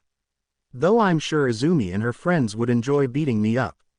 But Todoroki says I shouldn't think like that, which is why we're enjoying ourselves outside the ice cream store. I decided to get my favorite, cinnamon, while Todoroki gets a mix of strawberry and vanilla, causing me to giggle at how it matches her hair. We talk about random stuff. School, the people passing by, heroes, and quirks. Eventually, I pose the question I've been wondering about for a while now. Todoroki, why do you come to school hurt sometimes? She freezes with a scoop of ice cream halfway to her lips. I know it's not often, and that you work to hide it, but we've known each other long enough that I can tell. I rub my stomach where Kachan hit me with an explosion last time Todoroki wasn't around. If you don't want to talk about it, it's fine. But I know what it's like to be hurt by the people you care about, so you don't have to be afraid of sharing. I smile at her. Because I am here. She lowers her ice cream back to her cup and stares down into it. She's silent, but I don't interrupt. It's her decision, and I'll respect whatever she decides. That's what friends do. Minutes pass as her ice cream slowly melts. Given how rarely I can enjoy stuff like this, I make sure to eat mine before that happens. Just because I'm here for her doesn't mean that my ice cream should be forced to suffer. Eventually though, she speaks. My father, is the number 2 hero, Endeavor. I'm not surprised since I know Endeavor's name is Enji Todoroki. It's on the hero website after all. But I still make sure to listen carefully to her. He's obsessed with surpassing All Might and becoming the number 1 hero. At one point, he decided that there's strength in numbers. She looks at me. Tell me, have you ever heard of quirk marriages? I think for a minute, trying to see if I know. Something nags at me, but it's just out of reach. Shaking my head, she explains. A quirk marriage is when two people marry in the hopes that their child develops a more powerful quirk combination. That's the kind of marriage my parents had, though my mom was forced into it by her family to build connections with my father. She sighs, stirring her ice cream as she continues. I got my mother's ice quirk, and my father's fire quirk. Due to this, my father sees me as the perfect tool to use in order to take All Might's place. She stops talking, and we sit in silence while she gathers her thoughts. He trains me, but it's not training. He has me use my quirk until I'm falling over in exhaustion. I spend most of my time at home doing exercises to increase my potential regarding being a pro hero. And at the end of every day, he has me spar with him. But he doesn't hold back. And he's a pro hero. She spits out the last sentence, her voice no longer her usual monotone. Now it's filled with venom as her words come out in a rush. He's a pro hero and I'm his 9-year-old daughter. Of course there's no way that I can beat him. But he doesn't understand that. After he beats me to the ground he just stands there and tells me that I need to do better. That my quirk is strong enough to let me beat him. But it's not, and he refuses to see that. She takes deep breaths after her rant, finishing it off with some final whispered words I don't think she meant for me to hear. At this rate I'm going to end up like Tuya. I let her cool down from finally letting her feelings out as I finish my ice cream. After I swallow the last bite and am sure that she's calmed down, I speak. I read something online once. She looks at me in confusion as I continue. The opposite of love isn't hatred, it's apathy. I had to look that word up, but it means that the person doesn't care about you at all. That's what it's like with my parents. So I can't really say I understand your problem. But it sounds to me like he cares too much about you. Her eyes sharpen into a glare, but I just look up at the sky as I try to say what I'm feeling. It sounds like he cares, but he just doesn't know how to show it. To him, being the strongest is most important, so he wants you to be the strongest. So that you can be the most important person. Her glare softens, just the smallest bit. He knows that you're strong, and he wants everyone to see it too. At least that's what I think. I shrug, but I don't know him like you do. I barely even know my own parents after all. But do you have anyone supporting you? Her glare still isn't gone, but now her mind flashes to her older siblings, Natsuo and Fuyumi. She nods. So it's not all bad. You have people who are there for you, even if it seems like your dad isn't. There's quiet once again as she thinks on my words. Like I said, I can't really understand her own situation, but it sounds like her relationship with her dad is similar to mine with Izumi and Kachan. But his goal is good, even if he needs to work on his methods. He wants to see his daughter rise to the top, and he believes she has what it takes to get there. But for Izumi and Kachan, I shake my head. Their reason for attacking me is because I'm quirkless. That's all, I think. But as long as I think of it as training for the future, I can push through whatever they throw at me. I've already gotten really good at treating injuries, so it's working. I'm already learning skills that would help a pro hero. But still, I don't know what Todoroki's training with her father is really like, so I can't say either way. But it at least seems like he cares. At least he's paying attention to her. When I came out to get myself breakfast this morning, Mom walked right past me while carrying a tray of pancakes, eggs, and bacon to Izumi for a breakfast in bed. She didn't even glance in my direction. I'm pulled from my own thoughts by Todoroki restarting the conversation. My mother gave me this scar. She covers the scar around her left eye tenderly, lost in the memory. She was in the kitchen, boiling water to make something. But she was also on the phone, and I heard her talking. I didn't hear all of it, but I did hear her say that whenever she saw my left side all she could see was my father. She said she wanted to run away. She takes a shaky breath. Then when I called out to her, she looked at me. The look in her eyes, it was like she was looking at a monster. She grabbed the kettle and threw it at me. It was so hot. She hunches down into herself and I put a hand on her shoulder. To show that I'm here for her. Afterwards Dad had her put in a mental hospital. He said that he couldn't have her hurting his masterpiece. She spits out the last word like it's a curse, looking down at her left hand. So I decided that I would become the #1 hero. But I would do it without using my left side. Without using his quirk to do it. Mom's ice is the only thing I need to be #1. You're kind of dumb, you know that, Shoko. She looks at me in shock, but I continue before she can speak. It's not your dad or mom's quirks that you have. It's yours. Your dad can only use fire, and I'm guessing your mom can only use ice. Neither of them can use both, which means your quirk belongs to you. Nobody else. She looks at me in surprise, but I don't know why. It's her body and her quirk. It would be pretty weird if she would somehow get somebody else's quirk. Just imagining that is crazy. But if it was possible, I wonder what I would do to get one. Mentally pushing the inane thought aside, I point my spoon at her mostly melted ice cream. How about you use your power Todoroki to fix your ice cream? Looking down, she blinks at it before the air around her hand gets colder, refreezing the melted parts. Seeing that she's distracted, I sneak my spoon in to snatch a scoop, laughing at her bemused expression and the slight smile tugging at the corners of her lips. Backquote. Seeing the scene start with young Todoroki and young Izuku, the audience can't help but smile. Other than Tamura, who's getting impatient for the brats to grow up so he can see if he's changed in this universe. Hey guys, Mina asks, do you think we should have nicknames for the other us?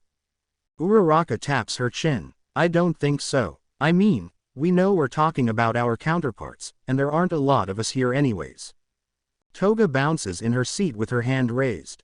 But what if someone there does something really stupid, like reallly stupid like that spiky-haired guy did and everyone wants to call them out on it? If we use our own names then it would feel like we're insulting each other. Hey, the two spiky-haired people shout in offense before the more chill one realizes that they aren't talking about him and calms down. I don't see the harm in it. Todoroki shrugs, still kind of bemused at the fact that he's a girl. Well, since you have a different name, being Midori's future beau and all, we can just call yours Shoko. Mina ignores Todoroki's sudden coughing fit as she ponders on what they should call the other Midoriya, especially since he's not Midoriya there. All Might opens his mouth to suggest just calling him Yagi, but Tsukauchi slaps a hand over his mouth. Unlike the #1 hero, he knows how to read a room, and he can tell that nobody has a good impression of his own counterpart. People start calling out suggestions while they wait for the children on screen to do something other than small talk. Broccoli head, green bean, cinnamon roll, Midori bro, bush boy, deku, problem child #2, bloody green, future party member. Everyone turns to look at Tamura at his suggestion. What? He asks, collectively deciding to make a note to address that later. They continue making suggestions until someone finally gets fed up.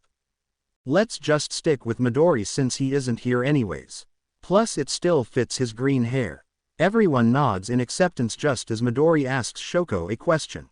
Todoroki, why do you come to school hurt sometimes? Now that they're thinking about it, they realize that his words are true. In the montage of clips they were shown between what they call episodes, sometimes Shoko would have bandages on. Listening to her talk about her father and his training, they turn to Todoroki, who nods. Tsukauchi coughs to get his attention. Has what happened to Shoko happened to you? I need a verbal response. Yes, Tsukauchi sighs. Looks like we're going to have to investigate Endeavor when we get back. And schedule therapy for more than Midoriya. Aizawa pipes up, drawing looks from Inko, Toga, and Tamura. Wait, what do you mean schedule therapy? Shouldn't all of the kids be in therapy after getting attacked at school? They won't need it. I never got it and I'm fine. I would hope that my attack at the USJ would at least warrant therapy given that I failed to kill All Might. Wait, does our school even have a therapist? Mina asks. I think we do. That guy who looks like a dog, right? Kirishima responds. Oh, you mean hound dog? Yeah. I was wondering what he did at school since he doesn't teach any of our classes, Uraraka exclaims. Sighing again, Sukachi turns to Nezu. Have you neglected getting therapy for your students after a traumatic villain attack on your school? He asks with a monotone voice. Perhaps. Getting a glare for his flippant answer, Nezu sighs before giving a proper one. Yes, though once we get back I plan to. Though I'll be prioritizing Todoroki and Midoriya. While the adults have been revealing the neglect on their part, Todoroki is considering Midori's words. He cares too much, and it's my power. Looking down at his own left hand, he clenches it, deep in thought. Teacher, another school year is coming to an end. Just one more day and I can go home to my manga, which I will stare at with longing as I create lesson plans for the next year. Sigh. Sometimes I really envy those American teachers who get twice as long a break than we do from dealing with students, especially the problematic ones. Standing at the door to my classroom, I adjust my glasses with one last sigh before walking in. Good morning, class. Good morning, Ms. Mino. I smile at the usual greeting. I know that they don't like it since it gives them the feeling of being in primary school again, but it makes me happy to be greeted every time I come in. Taking attendance, I frown when I see that Todoroki isn't here. This isn't something that happens often, but when it does she always comes back with bandages. I've asked her about it, but she just tells me that it's family business and that it doesn't concern me. I went to the principal about it a few times, but he simply told me not to look into it since it concerns the family of the number 2 pro hero, Endeavor. Actually, he did more than that and told me that if I tried to look into it, I would be fired. Sometimes I hate this school continuing to take roll. My eyes land on a lowered head of bushy green hair. Izuku Yagi, a friend of Todoroki. Actually, he might be her only friend. I never see her talk much to the other people in the class. Well, she doesn't talk much at all, but that's beside the point. Anyways, he's another kid I've been forbidden from helping. Or as the principal puts it, launching an unlicensed investigation into the students' personal lives. Irritating swine. Literally, since he has a mutant quirk that makes him a pig. It's not mild either, he's fat, pink, and has a pig's snout. I've gotten sidetracked again. The kid is bullied. A lot. He's even bullied by his sister. I couldn't believe it when I first saw it. Siblings are supposed to stick together, even more than their parents. I might be a bit biased given my relationship with my own sister, but betraying that bond makes her worse than scum. She and Bakugo, the most problematic student I have, are the kid's main bullies. He's always hurt, no matter what day it is, whether it's bruises or burns. It also doesn't help that he's obviously malnourished. When compared to anyone else in the class, it's clear to see that he's not eating enough. I know it's not because his family lacks money. His sister's condition is proof of that. Flawless skin, a full figure for her age, and smooth and vibrant hair. Looking at the two side by side, the difference is clear as day. It's clear that he's obviously being neglected by their parents, at the very least. But the principal's damn threat is holding me back from calling the police. I really hate this school. But I need the money, and I'm sure the pink bastard would ruin my chances at applying anywhere else. So I just try my best to make my class a safe space for him. I ensure that there's no bullying, and I don't leave them alone for a moment. I also pay special attention to his sister due to her quirk, even if she does need to be able to see to use it. I just hope the lil I can do is enough for him to get through the day. Backquote. Clerk, all kinds of people come into the pharmacy for all kinds of things.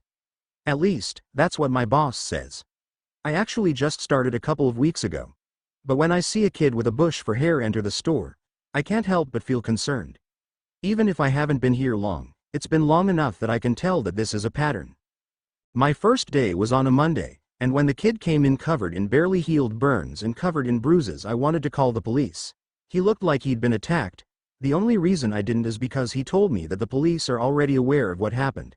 Normally I'd call bullshit, but the steady beating of his heart told me that he wasn't lying. Normally when a person lies, no matter how small, their heartbeat will increase in tempo.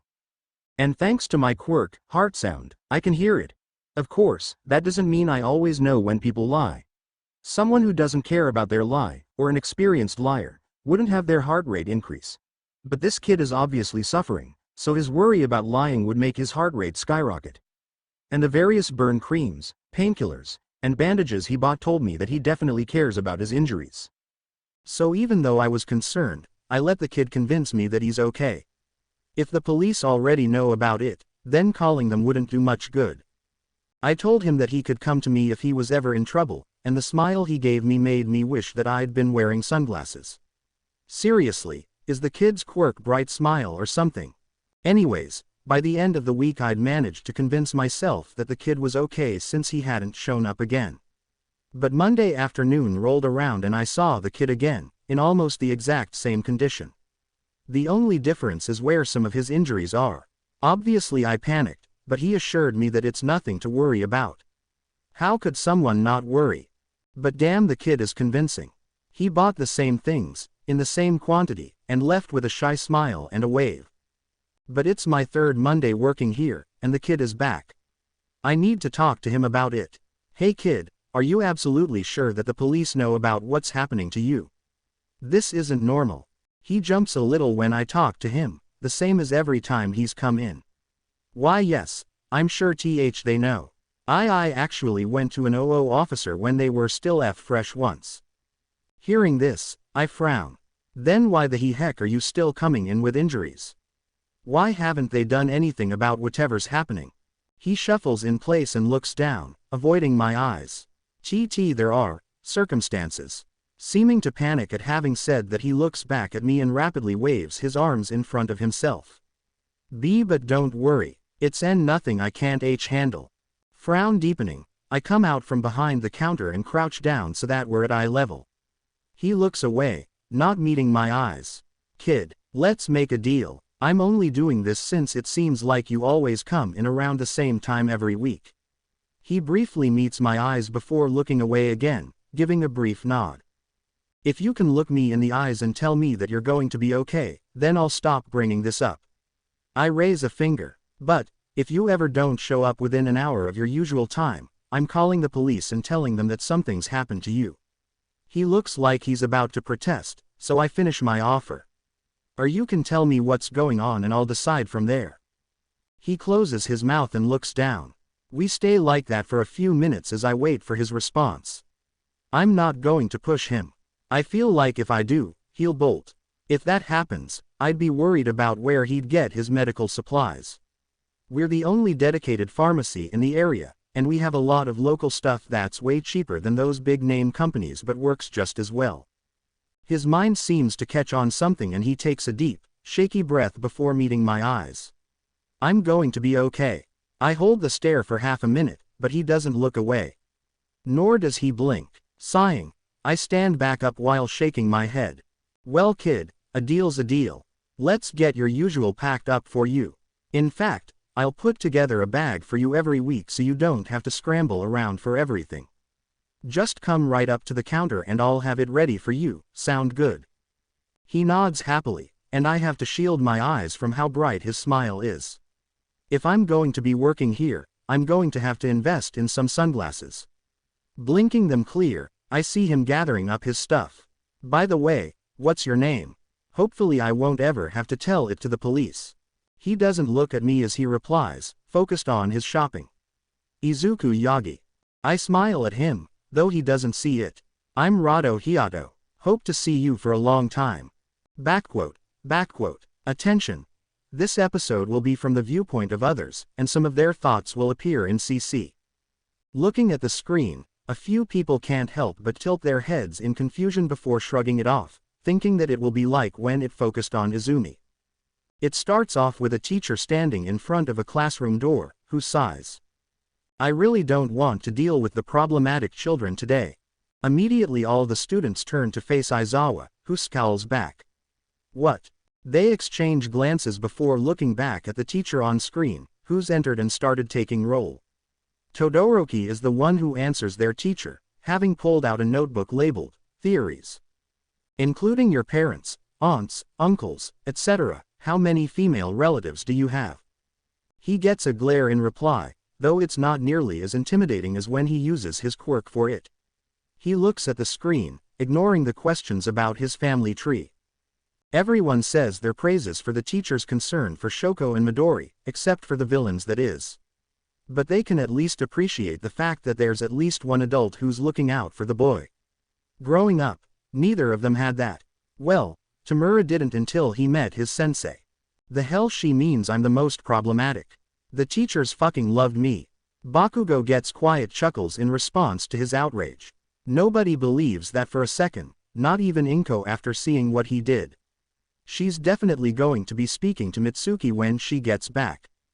Bakugo gets a shiver down his spine, causing him to look around in confusion. I just hope the little I can do for him is enough to get him through the day. Nezu sips his tea. Aizawa, All Might, both of you please make notes to remind me to give Midoriya's middle school all the publicity they could ever want. The two teachers shiver at his words, knowing that the school will suffer a fate worse than death. The screen abruptly changes, causing another round of confusion. Was that it? Usually they go on for longer. I don't know. It does seem kind of abrupt. It would totally be better if they told us the name of the episode.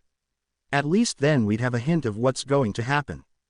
Seeming to take the suggestion to heart, Soch snaps his fingers and a title abruptly appears before vanishing as the next scene starts. Someone always cares. I will only do this very rarely, and for things I believe you would need help for understanding. Of course, the title doesn't really help the people in the room who grew up normal. Only 3 people understand. Nezu, who recalls an intern at the laboratory who started his love of tea. They would slip him ones that had a calming effect after every experiment, even before he started showing signs that he could think and speak. Tamura, whose mind immediately falls to his sensei, the only one who'd held out his hand to help the boy. But it goes back further. A hazy image of a young girl appears before he feels a pain in his head and he flinches, losing the memory. Toga thinks of her false friends and scowls. They never knew the real her, so they could never truly care about her. But the school nurse, sometimes, when she had a hard time keeping on her mask, she would hide in the infirmary. The nurse never questioned her, never told her to leave. She would just remind her to close the curtains so she could have privacy. Without her, she would have lost control much, much sooner. These 3 understand, and they pity the boy they're watching. Unaware of these 3's thoughts, everyone else gives awkward chuckles as clips of the clerk at the pharmacy freaking out seeing Midori plays. It's all they can do given the state they see him in each time. But seeing him make his promise with Midori, the students cheer while the teachers nod in satisfaction. Inko has tears in her eyes from relief, but they don't fall due to Soch using his power. He doesn't want the theater to flood after all. Today has started off so well. I wake up before everyone else and manage to make myself some breakfast before leaving. No one to tell me to save breakfast for Izumi, or for her to hurt me with her quirk. Since I can't show up to school early though, I just wander around until I can go. While I'm doing that, I get to see a hero fight. Kamui Woods is fighting against a villain with some kind of enlarging quirk. I get called out for fanboying about him, but I don't take it personally. Much. At the very least the guy looks like he doesn't mean anything bad by it, and when Kamui Woods is about to use his special move, he seems just as excited as me. But just as he's about to capture the villain, a loud but high-pitched voice echoes down the street. Canyon Cannon. A giant woman in a white and purple outfit comes flying at the villain from the side and kicks him off the train tracks. But he doesn't go flying off. Instead he falls backwards, unconscious, breaking the wall in the process. I think it's safe to say that everyone is shocked by the sudden development, Kamui Woods most of all given that his wood is still outstretched for his special move. Afterwards, the newly introduced MT lady shrinks down and I start taking notes on her. While I'm doing that, the guy who was standing next to me speaks up. What's that fanboy, you taking notes over there? Wanna be a hero too, huh?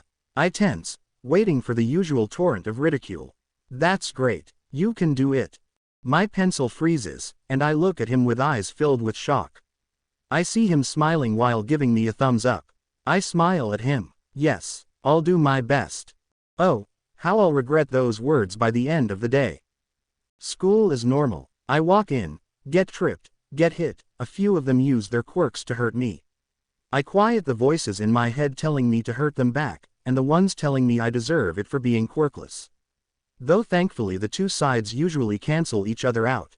The usual stuff. But when the homeroom teacher calls roll, I know that the day is going to be one of the worst normals. Shoko isn't here today, which means that nobody has to be careful with their bullying. It starts off with the normal excitement everyone usually has when she's absent, then Izumi is the one to start off the day. For her to use her quirk on something, she needs to be able to see it. But that's only for the initial grab. Once her telekinesis has a hold on it, then it doesn't matter if she can see it or not to move it. From what I can tell, it's like the difference between writing and typing. The former you focus on and gives you more options in how you write stuff down. Size, length, style, all of this is stuff you can easily change depending on how you move your hand.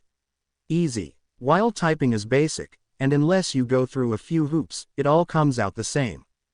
Or I guess you could say her moving it out of her sight removes her fine control of the object, if you wanted to simplify it. The difference between fingers and a closed fist, I guess. Really though, all this is just me trying to distract myself from the fact that she's using her quirk to repeatedly throw erasers at my ears.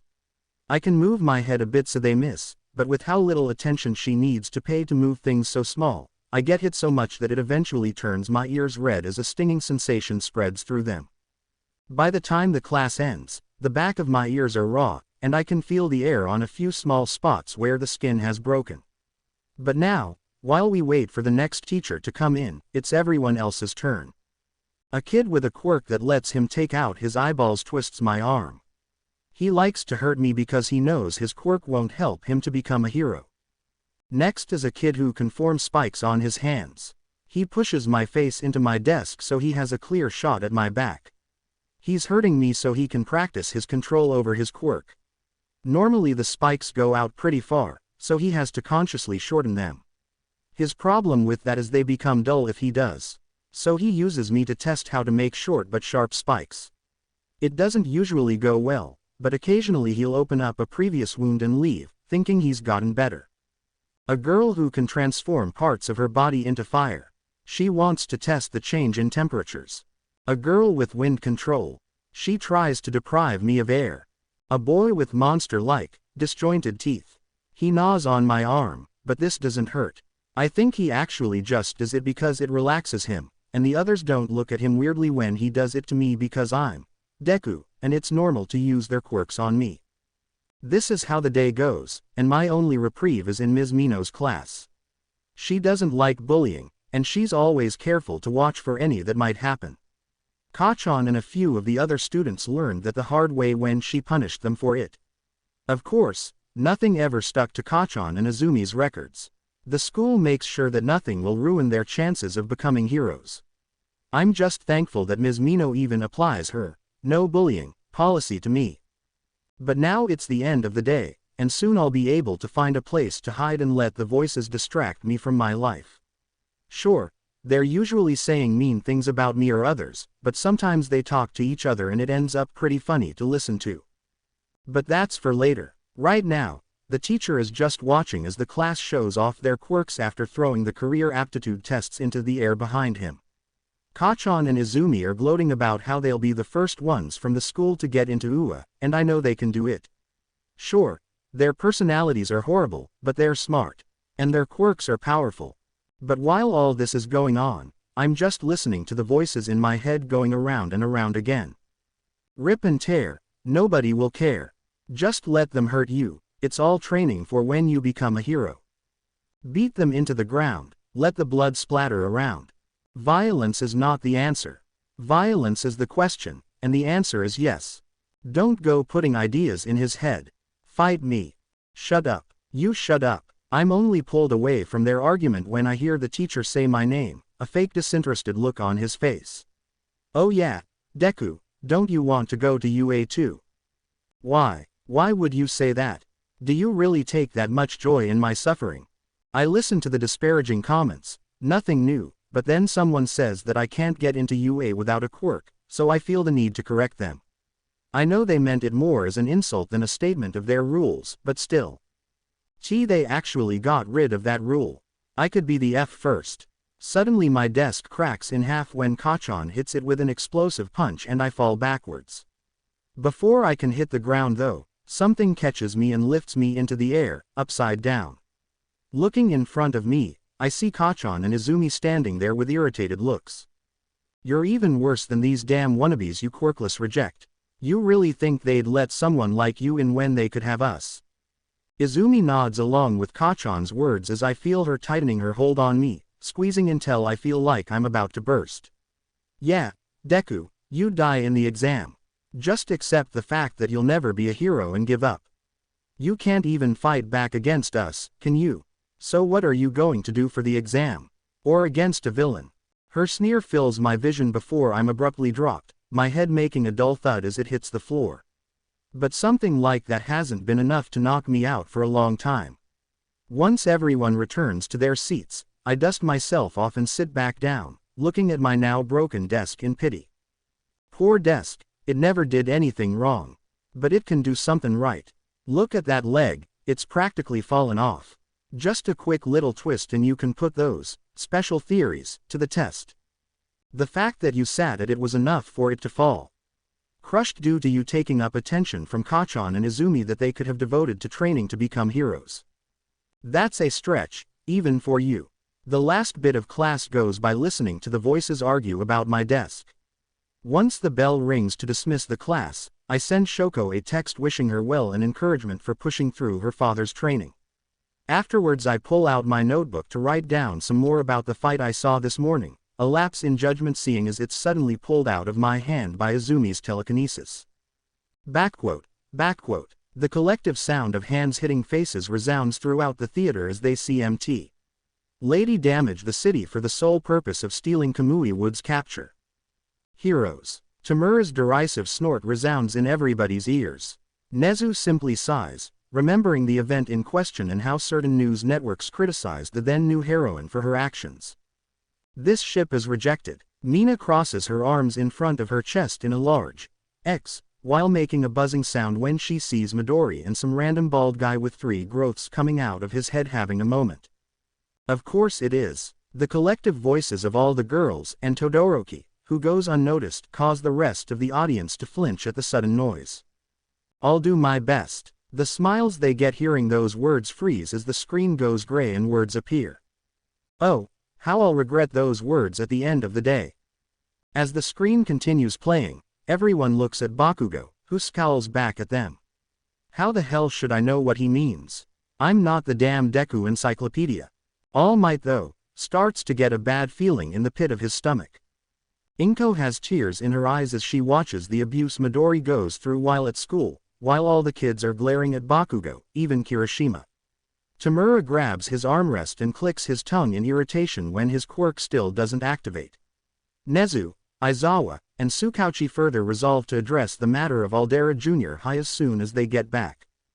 But when Midori's teacher throws the career aptitude tests away while saying that everyone in his class wants to become heroes, Bakugo pales and breaks out into a cold sweat. He knows what's going to happen. This doesn't go unnoticed by most of the adults. Their eyes narrow as they watch him out of the corner of their eyes. The students want to object and criticize Bakugo for the other him's cruel words towards Midori, but they're held back by Tsukauchi holding his hand up for them to wait. After the newest round of abuse is over, he turns towards Bakugo. Minus Izumi Yagi being a part of it, did this happen while you were in middle school? Yes. Bakugo looks away, actively avoiding looking in Inko's direction. Do you know what's going to happen next in regards to the other you? Quote. Yes. Care to elaborate? He looks down, his eyes shadowed. His voice is quieter than anyone's ever heard before. Just watch. And so they do, feelings of trepidation in their hearts as Izumi and other Bakugo approach Midori. Quote. At least we know why Deku is fine with walking around with broken bones all the time. Uraraka's words diffuse a bit of the tension while making the connection click in their heads. Izumi POV. Looking at the title of the notebook I've taken out of my brother's hand, I scowl. After not seeing them for a while, I at least thought that I'd gotten him to stop writing them. Turns out that he's just gotten good at hiding them from me. Moving it in front of Katsuki, he gives a cruel smirk and uses an explosion on it, charring it. That surprises me. Normally his explosion would have completely demolished a plain notebook, but I shrug it off with a light dismissal. He probably held back a bit. Oh well, it's not like it matters much. Releasing it from my quirk, I watch as Katsuki grabs it and flings the burned notebook out the window. Much to my twin's obvious horror. It sends a pang of guilt through my heart, but we've been bullying him for so long now that it's just a small addition to my long list of regrets. He can't become a hero. Once he understands that, we'll stop. That's all it will take. Just say that you won't try to become a hero, damn it. I take a calming breath, letting it out quietly. I missed a bit of the conversation, but knowing Bakugo, it was just him mocking him, and I watch him passively as he puts a hand on Izuku's shoulder, smoke rising as he smiles at him. Don't even bother applying to UA. Or else. A thought seems to strike him and he smirks, sending me a look. One that I've long become accustomed to. He wants me to do something more than usual. Sometimes I go along with whatever idea he has, sometimes I don't. Despite what it seems like, I do try to make sure I don't hurt him too much. Nothing permanent, as far as I know. It's too bad that a middle schooler doesn't have a good grasp of what can cause permanent damage. Hey, Izumi, since the nerd's notebook is so important to him, why don't you send him out with it? I pause with a look of consideration. To Izuku, I'm sure that it looks fake, but I'm actually trying to figure out how badly it would hurt him. Coming to a decision, I grab him with my quirk, along with his bag, and float them out the window, above the fish pond behind the school. Even if I were to drop him from this height, he shouldn't break anything as long as he lands in the water. Releasing most of my hold on my twin, I let him fall into the water, but cushion him a bit just to make sure nothing breaks. Hearing the splash, Katsuki and I go to the window and look down at him, Bakugo laughing as a fish flaps around on his head. I simply smile at the sight, my enjoyment greatly lessened by the fact that I'm the one who put him into that situation. You know, Deku, if you want to be a hero that badly, there's a quick way to do it. A pit settles into my stomach, some kind of sense that I'm not going to like what he says next. Take a swan dive off the roof, and pray for a quirk in your next life. Izuku looks up at us with the most pained look I have ever seen on him before. Worse than after any time we've hurt him. But neither of us are looking down at him now. Katsuki turned away right after he said it and walked away. After a shocked moment of looking at his back, I come to my senses and rush at him.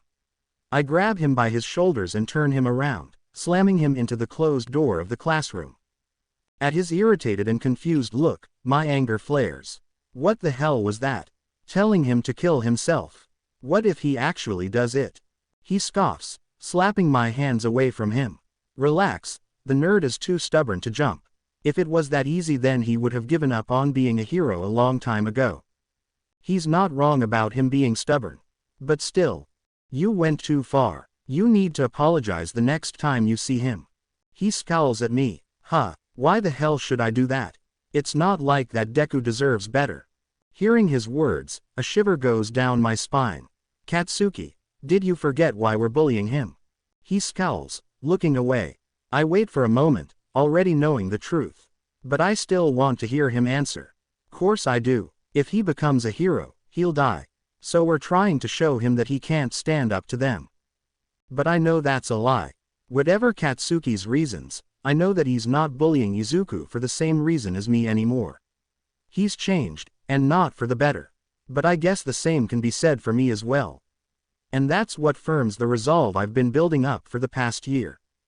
I'm done. Katsuki looks back at me, the lack of understanding clear in his eyes.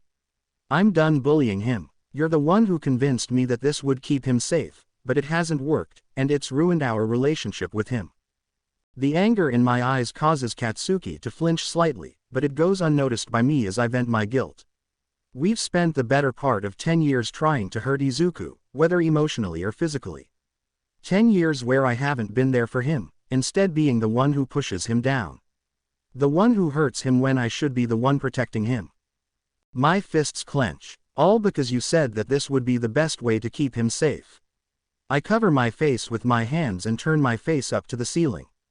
Gods, I was so stupid. Katsuki looks like he wants to say something, but I don't want to listen. He doesn't care about what the two of us have put Izuku through, the things I've done to protect him. The very thought of it is laughable to me now. Hell, It's been laughable ever since Izuku became friends with Shoko. She's the one who's been protecting him, the one who's been by his side. I may be an idiot for going along with Katsuki's idea when we were little, but that doesn't mean that I'm not jealous of the connection she has with my brother. But I stuck with this idiotic plan because I thought that Bakugo and I were in it together. But we weren't. It turns out that he was only in it for himself. I can feel myself crying as I make my way to the back of the school building, hoping that my twin is still there. Hoping that I can apologize. I know that things can never go back to how they were between us, not after everything I've done to him. But maybe, just maybe, I can show him that I'll be better. That I'm willing to work hard to earn his forgiveness. But by the time I get there, he's already gone. Sighing, I leave, heading home. I don't know where he might have gone. The only thing I can do is head home and hope that he'll let me apologize. Little did I know that this would be the last time I would ever see Izuku Yagi again. Backquote. Hold on, we've seen Bakubro's explosions tear through cement walls, how is Midoribro's notebook still intact? He scoffs. Obviously I held back at the time. You don't mess with his notebooks. Not Midoriya's anyways. There's only one time someone messed with them. He shivers. That was enough for everyone. There's a moment of silence before someone asks the question on all of their minds. What happened to them? To everyone's surprise, it's Tamura who asks. It doesn't matter to Bakugo, though. Last we heard he was in therapy. But by the time I got into UA, no one had heard from him since the incident. He sighs. A few of his friends went to his house to check on him, but his house was empty. No one knows why, but the rumors definitely got that rule in place. The only sound in the theater as they watch Izumi drop Midori out their school's window is silence. It's not until he splashes down relatively safely that Nezu breaks it. It appears that we might need to outsource a therapist for young Midoriya. I fear that Hound Dog won't be up to the task. The only response is Bakugo gulping as he watches his counterpart's expression. He hunches down in his seat as he prepares for his biggest regret to be revealed to everyone around him. To All Might, to Auntie Inko. You know Deku, if you want to be a hero that badly there's a quick way to do it. Tension grips everyone, and Nezu tightens his own grip on his tea, prepared to do something he never has before. Take a swan dive off the roof, and pray for a quirk in your next life. Bakugo yells in pain and surprise and pain as a teacup bounces off his head and spills its hot contents all over him. Ignoring his screams of pain, Nezu addresses Aizawa. I believe that young Midoriya is likely able to write his own book based on his mental issues. We'll get the 3 best counselors just for him. As for you, his glare causes the horrible person mentioned to shiver. We shall be going back over your permanent records, and should I find anything hidden by your past teachers, know that we will be forced to consider more drastic punishments. He simply nods, the fight having gone out of him. Mina's hand shoots into the air. I vote we put on-screen Bakugo's name as Bakubich. A chorus of eyes fill the air as he scowls half-heartedly at them. Gods, I was stupid. Hearing these words, the class erupts into cheers at Izumi deciding to change her ways. Only to fall silent as dark letters dripping blood pop up. Little did I know that this would be the last time I would ever see Izuku Yagi again. Flipping through my journal, I'm relieved to see that the damage isn't too bad. It's a good thing I took that guy's recommendation and bought their special notebooks and ink. Other than being a bit charred and some water spots on some pages, it's pretty much fine.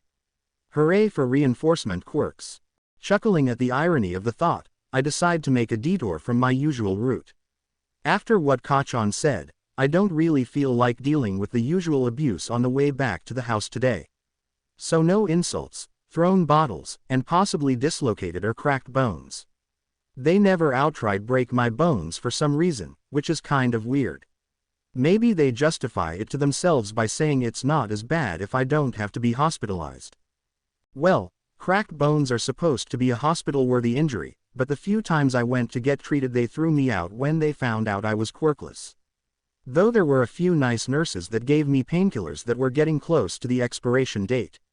Sure, I got sick sometimes when I used them after the expiration date, but they still really helped. While lost in my thoughts, I pass by under a bridge, only to hear a loud clanging coming from behind me.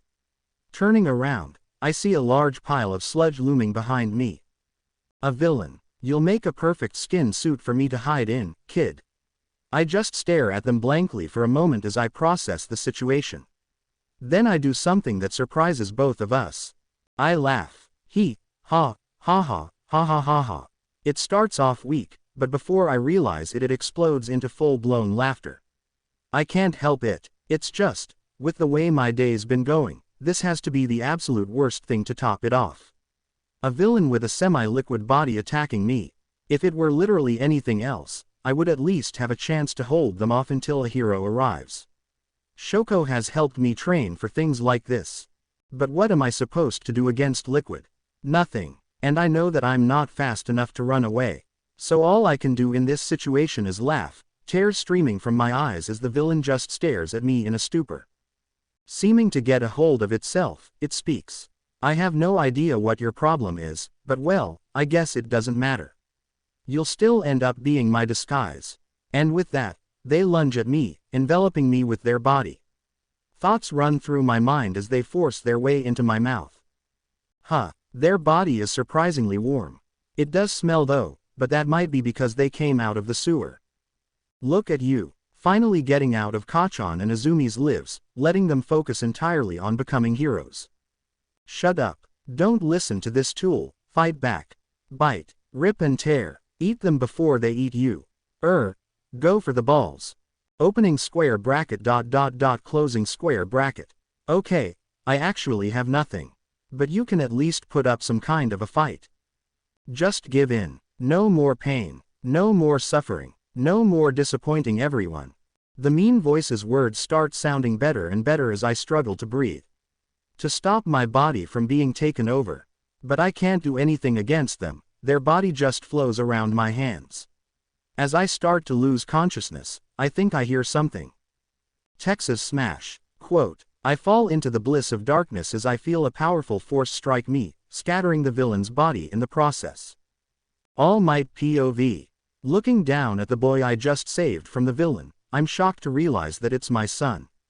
I panic a bit as I check his pulse, only to breathe a sigh of relief as I find it.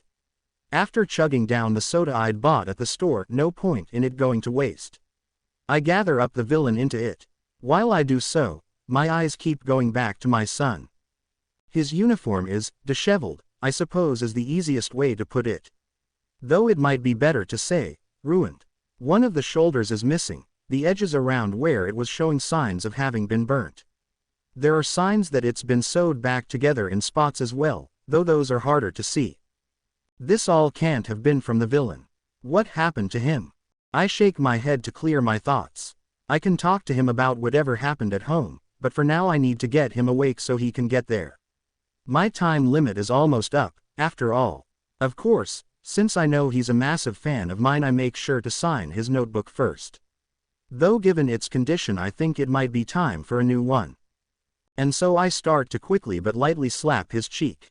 It's a much gentler way to wake him up than my teacher used when I fainted during training. Eventually he wakes up and starts fanboying about me. Honestly, it's a weird feeling. Especially due to how he's never like this at home. Usually he'll just stay in his room all day, or spend his time in the home gym. At least I think he does. At the very least, I never see him hanging around the living room. But I can feel that my limit is fast approaching, so I hastily say goodbye and urge him to head home. It's not until I'm already flying through the air that I realize that he's hanging on to me. Hey, kid, let go. I panic as I start to try and pry him off of me, only for him to remind me that we're flying through the air. That's certainly embarrassing. Good thing he spoke up so quickly. We land on a rooftop and I tell him to bang on the door to get someone to come let him in. But now I really have to go. I'm already struggling with holding my form. But his question stops me. Can someone who's quirkless like me become a hero like you? I pause, hearing his words. For a moment I'm taken back in time, to where I asked my master the same thing. But before I can answer, smoke explodes out of me. Shit, I lost focus and I'm going back to normal. The smoke starts to clear, and I see Izuku looking at the ground, mumbling. Raising his voice, I can finally hear what he has to say. Saving people with a fearless smile, I want to be a great hero. Like you. He looks up, and I can see the shock and confusion clear on his face. Dad. I sigh, scratching my cheek. Yeah, hey, son. Looking away as I consider how to handle this, I don't see the dark look that flashes across his face at the word, son. By the time I look back though, there's a light shining in his eyes. Why you're All Might. My dad, as All Might. That's so cool. Is this why you're always out of the house? Why we've never been to your work? Why you always say that your quirk is a secret we'll learn when we're older? I hide a wince at his last question. I broke the promise I made with myself back when I first learned he was quirkless. But after my injury, I didn't want to see the same thing happen to him. All for One is dead, but eventually someone just as strong will be born. And I can't see my children getting hurt the same way I did. I can't do anything about Izumi, but I can do something for Izuku. That's right, I couldn't have any villains finding out about the three of you, so I hid the fact that I'm All Might from everyone. As far as the world is concerned, Toshinori Yagi and All Might are two different people. He nods, his smile bright enough to make my eyes squint. But wait, he still wants to be a hero. I feel something in my chest, telling me to say yes, he can do it. Which I know he can, if I give him One for All. I don't know if it's my sense of parent, or One for All pushing me to pass it on. But, with eyes shining and fists clenched with hope, he asks again. So, do you think that I can become a hero even though I'm quirkless? Looking at him, I can't bring myself to deny him. I'm sure that I can get my teacher to teach him, and I can probably pull in a few favors as well. Just as I'm about to answer, I vomit out a waterfall of blood, much to his shock. And just like that, I'm given a reality check. It doesn't matter how strong someone is. All it will take is a single moment of weakness for them to lose their life. I sit down and look at the ground with a sigh. Do you recall that time I got into a car accident, back when you were 9, and the doctor said I'd be coughing up blood for the rest of my life? Still looking down, I don't see him shake his head, but I continue anyway. I pull my shirt up to reveal the extent of my injury. Well, I was actually injured by a powerful villain. My stomach was destroyed, and my respiratory system was damaged beyond all repair. I look at him, the horror on his face just as I expected. If an injury this bad can happen to me, the number one hero. The symbol of peace. What do you think would happen to you, someone who doesn't even have a quirk? I feel a wrenching in my chest, causing me to cough up more blood. It's not the same as usual, for some reason it seems angry. But I push the thought to the side as I make sure my son understands. There are lots of ways to help people. You can become a doctor. Or even a police officer. I rise and walk over to him, placing a hand on his shoulder. He looks down, his eyes shadowed under his hair. It's okay to have dreams, son. But, keep them realistic. As I walk to the door, the pain in my chest becomes worse, and I feel like I can almost hear angry voices yelling at me. I know I shouldn't be killing his dream like this, but I don't want to see him in the same condition I'm in. As I open the door, I hesitate and look back at him. He hasn't moved from his spot. Sighing, I call out to him. Come on, we can talk more at home, if you want. Maybe swing by somewhere for a treat. I rack my brain for what kind of thing he'd like to make himself feel better, but for some reason I draw a blank. Odd. His voice is small as he replies. That's okay, I'll catch up later. I hesitate one more time before releasing one last sigh and heading down. Patting my pocket, I confirm that the sludge villain is still there before starting my way to a police station. Izuku POV. I stare at the ground as tears fall from my eyes, staining the rooftop below me. His words echo in my head as the voices clash. Be realistic. Kill him. Who is he to think he can talk to you like that? Be realistic. You heard him. Give up. You can't become a hero. Be realistic. Screw that. Show them. Show them that you're stronger than all of them. Be realistic. And how will he do that? He can't do anything against someone with a quirk. All Might himself said so. Be realistic. Weapons can make anything equal. What's someone like Mount Lady going to do if you stab her in the face? Get bigger and crush a bunch of people. Show them how they've underestimated you. Be realistic. What can a quirkless person really do? Be reality. My mind catches on that last thought, and I think back to all the results I'd found online about quirkless in today's society. What can a quirkless do? Be realistic. According to reports, nothing. Be realistic. There is no place for a quirkless in today's society. Be realistic. I think it's time for me to be realistic. Taking off my backpack, I pull out a pen and my notebook. The one that Dad signed. Looking at it, I can't help but let out a self-deprecating chuckle. So many people would kill to get this. But now it doesn't matter. I turn to the next page and start to write. Not to my family, no. They won't care. Mom won't. Izumi might be happy about it. Dad, he might blame himself. But that's not going to be my concern anymore. No, the person who I'm writing for is the one who's stood by me. The one who's believed in me. The one that I'm going to make sad. She'll cry, and I don't like that. But it does spark a bit of joy that she cares so much. I'll just have to make sure she gets her birthday present early. Finishing, I contemplate what I should do. I've been up here for a while and nobody has shown up, so I don't really want to leave it up here. But if I hold on to it, it will probably get ruined. Looking at my backpack, I shrug. I can just put it in. Maybe put a note on the outside. Flipping to the last pages, I tear them out. One I fold up and put it between the pages with All Might's signature. The other I write down some instructions and put it in the pocket for water bottles. As I'm about to put my notebook inside, I catch sight of the cover.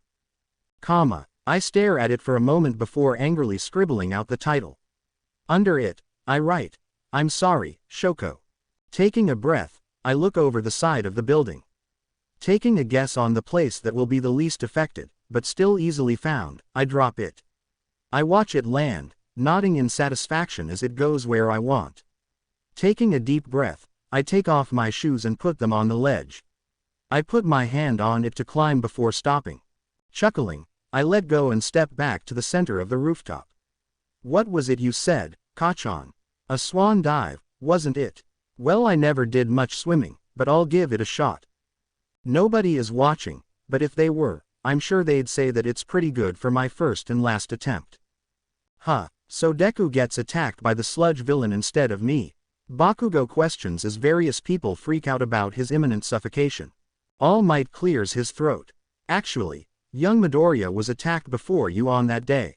What? The sudden shouts mixed with on-screen All Might shouting his attack cause Aizawa to cover his ears. Be quiet, or else I'll wrap you in my scarf. This doesn't deter anyone, but at the moment they're more focused on the principal and detective admonishing All Might for his methods in waking up the victim of a villain attack. Is nobody going to comment on how Midori laughed when the villain showed up? I mean, there's laughing in the face of danger, but it's still kind of concerning. He doesn't back down from anybody, no matter what. He's so manly. If things go the same as our time, All Might sighs as he watches Midori cling onto his counterpart's leg as they fly through the air. I suspected as much. This is actually the reason as to why the villain got free and attacked Bakugo after I'd caught them. They fell out of my pocket during my initial panic.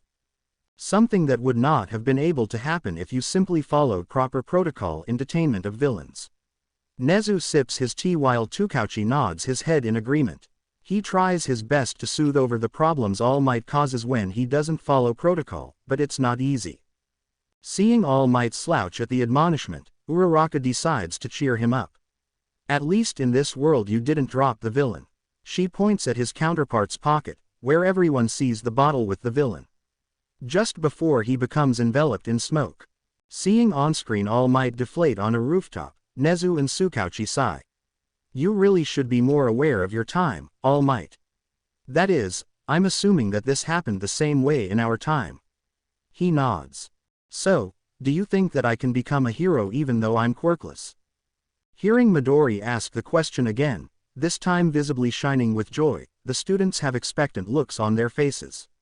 After all, All Might's entire motto is that anybody can become a hero. So obviously he'd say yes, right? Tamura, watching his guilt-ridden expression, has a feeling that he's going to enjoy their expressions in a few moments. To Tamura's surprise, he's surprised too. The students' expressions immediately turned from excitement to shock and horror when on-screen All Might vomits up a waterfall of blood. It's only thanks to Toga's high-pitched squeals of excitement that they aren't shocked frozen. Which is further cemented when he pulls up his shirt, revealing his injury. This is a national-level secret, children. So make sure you never speak of what you're about to witness. Unless you want all traces of you to vanish. Nezu's light-hearted tone doesn't match the ominous words, the juxtaposition causing the students to shiver.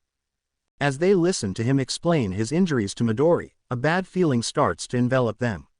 Even Aizawa tightly grips the armrests to his seat. What do you think would happen to you, someone who doesn't even have a quirk?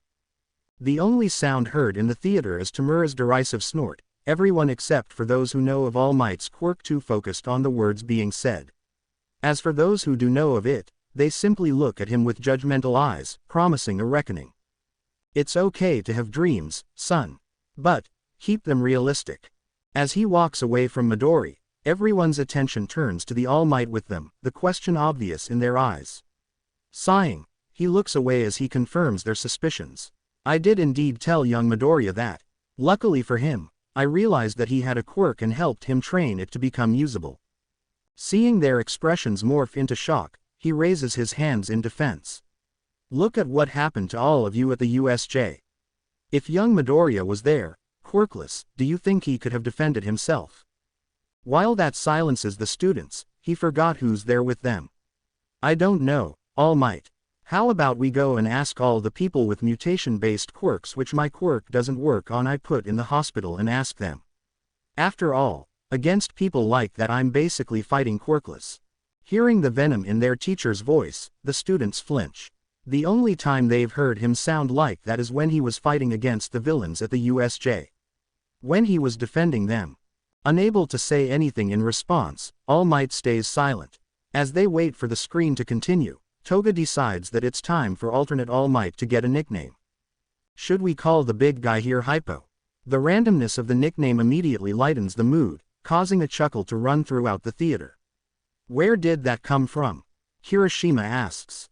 She taps her chin. Well, it's short for hypocrite. You know, since he decided to pick and choose where his motto applies. DAAAMMMNNN. Language. Aizawa shouts at Uraraka, who hunches down in her seat as a blush crosses her face. Meanwhile, nobody other than All Might has any objection to the nickname, so his counterpart's name is decided. As the damn screen busted? Bakugo questions, as it still shows Midori standing on the rooftop in the same position he was before. Soch shrugs. No, but since the sludge villain didn't attack you this time, there's nothing to distract him from his thoughts. Excuse me, but what do you mean by that? Inko asks, her nerves already frayed from everything she's found out about her son's life.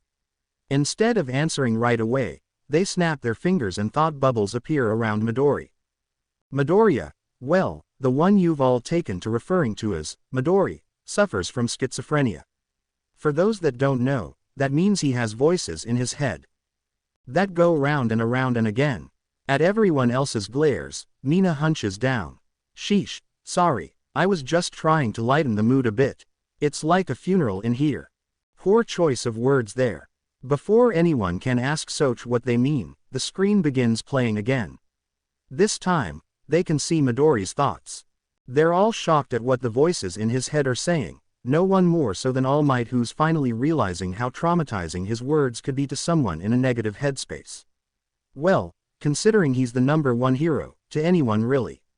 But still, progress. But what concerns them is Midori's thoughts. Or rather, one thought. While the voices argue, the only thing going through his head are two words.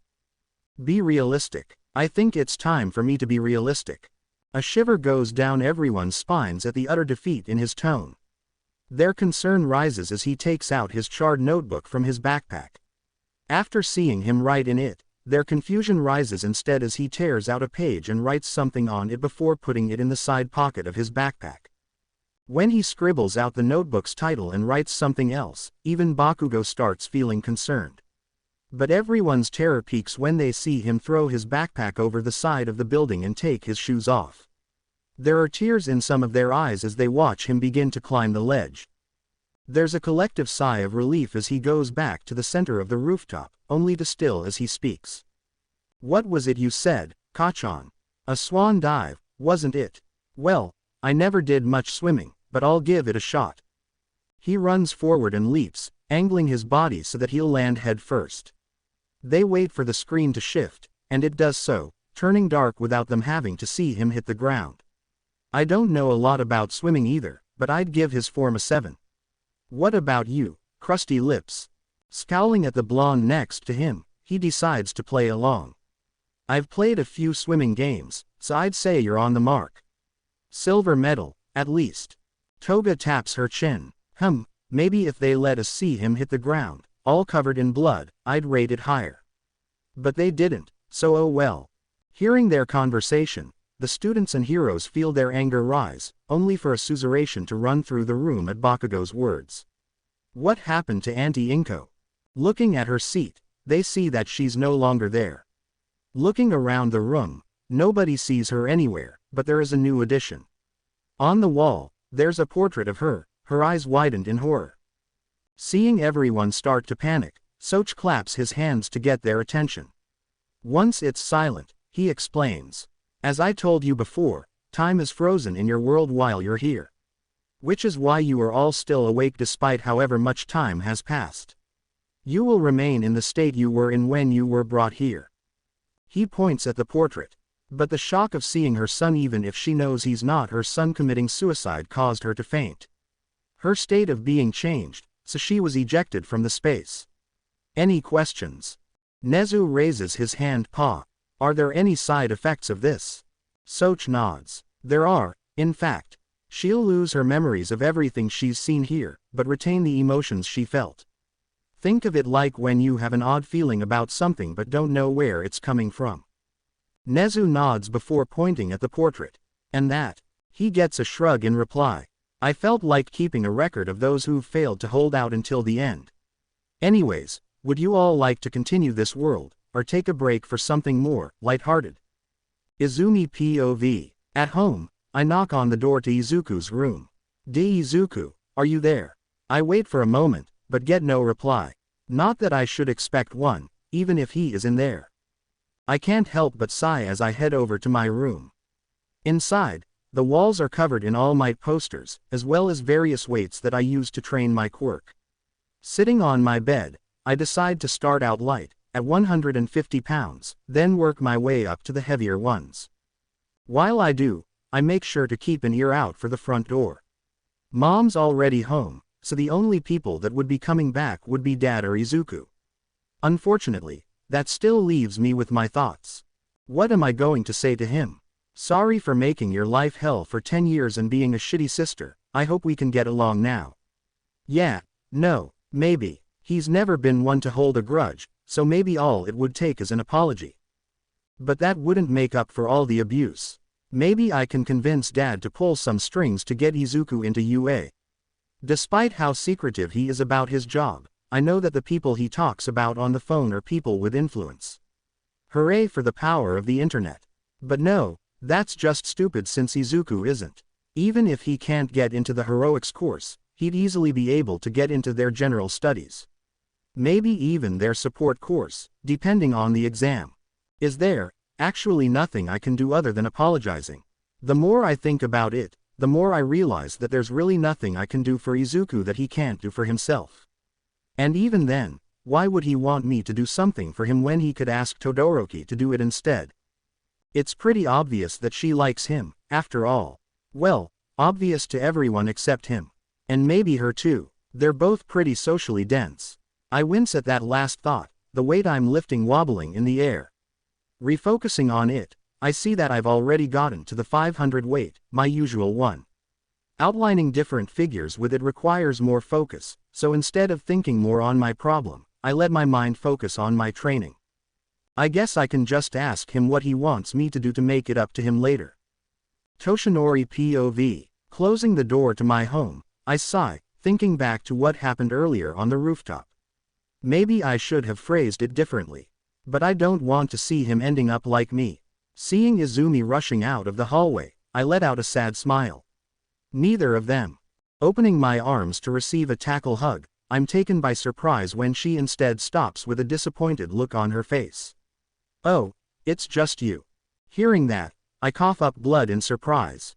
Slumping my shoulders, I mutter, "Oh, yeah, it's just me, your dad, that you haven't seen all day. Who wants to see me? Maybe Inko. She'll probably be disappointed too." Izumi rolls her eyes at my act. "Come on dad, you know that's not what I meant." She sighs. "I was just hoping that it was Izuku coming home." She says Izuku's name with a determined expression, confusing me. Why does she look so determined? And what was she going to say before she changed it to his name? A nickname. Wait, does Izuku even have a nickname? But before I can continue the chain of thought, and why it's bothering me for some reason, I realize something. Wait a minute, Izumi, why didn't Izuku come home with you? Don't they always come back home together? She blinks at me in surprise. What are you talking about? We never come home together. She looks away for a moment. We have different friends. I blink before sighing. Oh, well, Izuku might be a while. Something happened. Seeing the concern in her eyes, I rush to reassure her. Don't worry, it was nothing major. But we did end up having a talk, and he needs some time to himself. I sigh again. Maybe, don't push him for the next day or two. He took it pretty hard. I can see her concern intensify, making me smile for how she cares for her brother. I pat her head as I pass. Don't worry, with a supportive sister like you I'm sure he'll be fine. I don't see her flinch at my words, having already walked past her to greet my loving wife. Katsuki POV. I stare up at the ceiling with my arms behind my head, wondering about what Izumi was so mad about earlier. So what if I told Deku to jump off the roof? It's not like he'll actually do it. It's not like nobody else hasn't said it to him before. Things like that being told to him are just a drop in the bucket for what everyone does to him. I scoff at the idea of him actually doing it. Obviously nobody likes Deku, which means that everyone picks on him. I scowl as a girl with a split hair color appears in my mind. She's the only one who hangs out around that Deku. He's also the only one who hangs out around her, but for a different reason. Unlike Deku, people have tried to be her friend. Given the fact that she has a powerful quirk, as well as being the daughter of the number 2 hero, obviously people would be climbing over themselves to get close to her. Well, other than me and Izumi, we're good enough to make it as heroes on our own. We don't need to leech off of someone stronger than us like those extras. I smirk, holding a hand in front of me and letting off a small explosion. Not that there is someone stronger. Sure, Izumi and Icy Hot have strong quirks, but mine is stronger. Especially since that icy bitch doesn't use her fire. As for Izumi, I frown before shrugging. She might be able to match my quirk's versatility and power. But she's too nice to bring out its full potential. But, I clench my fist. Even if she tries, she won't surpass me. I'm the best, and everyone will know it. Hearing the old hag screaming about dinner being ready, I get up and head down. Especially that shitty Deku. Shoko POV. I frown at my phone, unread, glowing on the screen. It's odd. Usually Izuku would answer within a few minutes. If he's busy, an hour at the most. But it's already Saturday, and he hasn't even read it yet. I can't help but worry about it, even as I wince while grabbing a drink from the cupboard, having stretched too far and agitated my bruise. Did Izumi and Bakugo break his phone? If they did, I could probably convince my father to get him a new one. Ever since Izuku and I had that talk at the ice cream parlor, I've been learning to use my fire. It's difficult, not physically but emotionally. However, I've definitely made good progress. Much to my father's satisfaction. Another thing that's been making progress is my training with him. After I started using my fire side, he's been going a bit easier on our spars. Not a lot, but enough for me to notice. It's like he cares about me. Not as his tool to surpass All Might, but as his daughter. It's a weird feeling, but now I can see what Izuku meant back then about him caring. Shoko, stop daydreaming. If you have time for that, you have time to improve yourself. At least sometimes. As I drink from my can of Pepsi, look at my hair and tell me I wouldn't like it, I can't help but glance back at my phone. Something my father notices. Why do you keep looking at your phone? Are you waiting for a text from someone? He pauses for a moment before continuing, a low growl in his voice. Is it a boy? Are you dating someone? Imperceptibly, I blush. It's actually pretty difficult for someone to notice, since I can use my quirk to regulate my body temperature. Even without fully summoning it. Izuku helped me figure that out. It's just a friend. The one I train with sometimes. He gives me a suspicious look, but grudgingly nods. You always come back from those with a great deal of determination to train. And they are the one who managed to get you to begin using your flames, correct? I nod and he continues. I would still like to talk to them. Thanks to them, you are much closer to surpassing All Might. I roll my eyes. He's still spouting that, but there's something different about it now. Maybe it's his tone, or maybe there's less intensity in it. Either way, my training isn't as bad as before, and injuries that require me to stay home are now mostly by accident. I'm fairly certain. As I throw away the can and head for the door, I hear my father speak up, clear hesitance in his voice. Are you going to visit her again? I nod, not looking back. I open the door and wait a moment, wondering if he'll say more.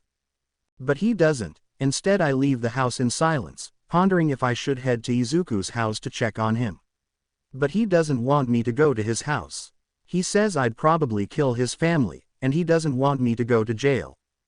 It's sweet, but paranoid. But I'll put that on the back burner. I can always talk to him on Monday, after all. For now though, I have someone else to see. Walking through the sterilized walls of the hospital, I can't help but grow nervous. Sure, it's not the first time, but that doesn't change my feelings every time I come here.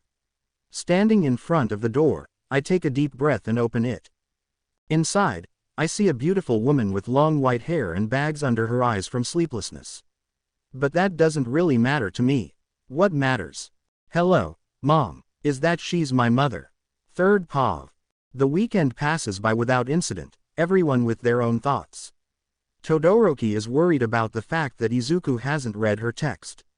Izumi and Toshinori are realizing how normal it is that they don't see Izuku around the house. Something Izumi feels guilty about, and Toshinori feels confused about. In opposition to these three, Bakugo and Inko continue as usual, unaware of anything wrong. But that's when Monday rolls around, and roll is called for the first class of the day. Shoko noticed of course, but she hoped that he would have come in at the last minute like he does sometimes. After all, despite all the abuse he's suffered, he's never been late for school. So when the teacher calls his name, everyone is surprised when he doesn't burst into the room, out of breath from rushing in. Instead, Shoko stands, her chair falling backward from the force. She marches to Izumi's desk and glares down at her, ice frosting one side of her uniform while flames flicker in her hair. Izumi shivers, the coldness in Shoko's eyes terrifying her. Her voice rings out through the silent classroom. Where is Izuku? Single quote comma single quote. Quote dot dot dot quote. No one says anything as they watch Izumi knocking on Midori's door, for they already know she's too late to make amends. But for one of them, that prompts a question. Pardon me, Mr. Soch. Nezu raises a paw. But did you not say that Izuku is a focal point for change during our time period? If that is true, then would he not have survived in this universe? The students and teachers brighten up at this, their hope restored. Only to burn once again at the deity's words. The death of an individual can bring change just as much as life. Isn't that what Tamura Shigaraki hopes to achieve by killing All Might? Everyone looks at the man in question, who looks startled at suddenly being the center of attention.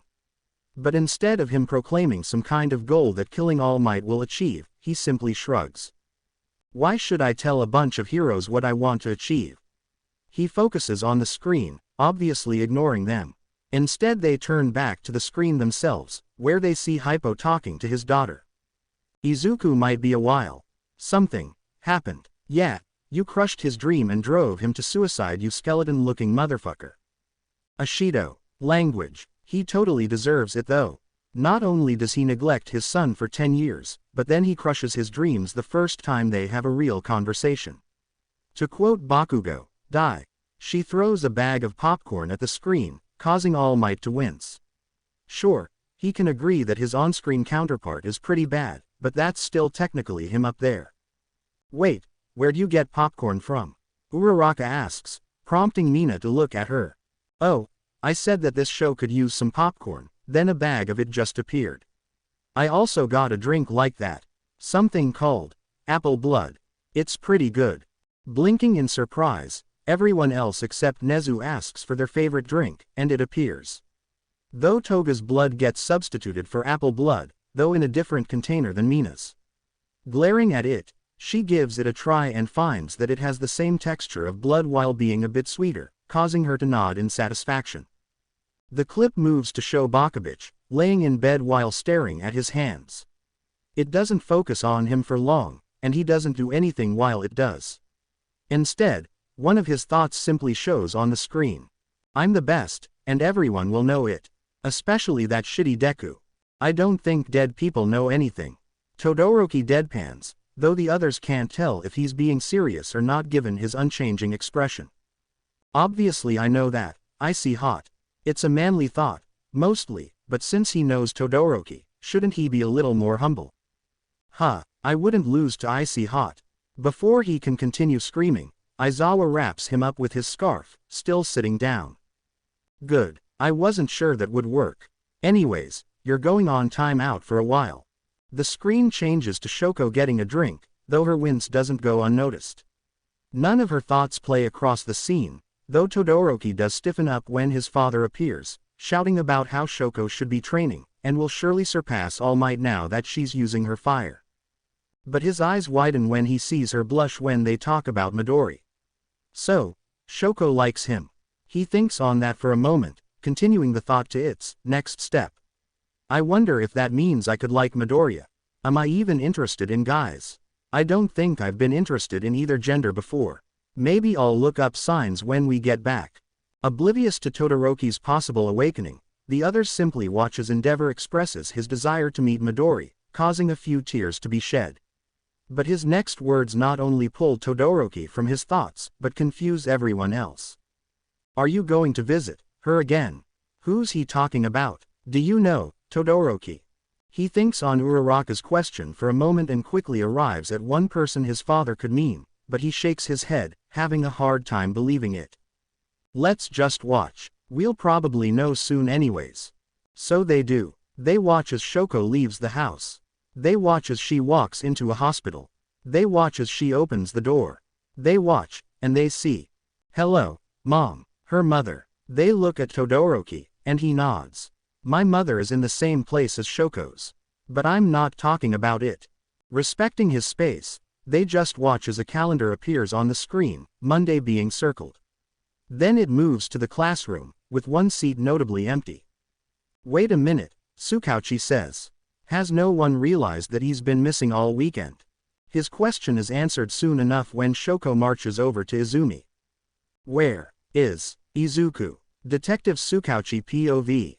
I rub the bridge of my nose, trying to get rid of the headache I've developed over the course of the day. First, I get a call from the chief of police telling me to look into a missing teen. Nothing new, except for the fact that he's asking me specifically to look into it. Then he tells me that it's the number 2 hero, Endeavor, asking for it. Though the way the chief said it, it was more like he demanded they put their best detective on the case. To my surprise, it's a boy whose name is Izuku Yagi. Yagi, the same surname as Toshinori Yagi, publicly known as All Might, and also holding the title of Symbol of Peace. Now, Yagi isn't exactly a common surname, but I feel safe in saying that they aren't connected. Toshinori hasn't even mentioned having a son, only a talented daughter named Izumi. But an hour later I get a call from Toshinori telling me that his son has gone missing, prompting me to ask what I feel is a pertinent question. First of all, why haven't you ever mentioned that you have a son? And more importantly, how did Endeavor find out that your son was missing before you did? There's silence over the phone for a few seconds, I assume because he's shocked. But to my surprise, he actually has an answer. I didn't find out until Izumi came home from school and told me. I'm assuming that Endeavor's daughter told him about Izuku missing as well, though I'm not sure why he would want to know where my son is. I sigh. Well, regardless of the reasons, The chief has ordered me to make sure Endeavor is the first to hear about any leads on the case.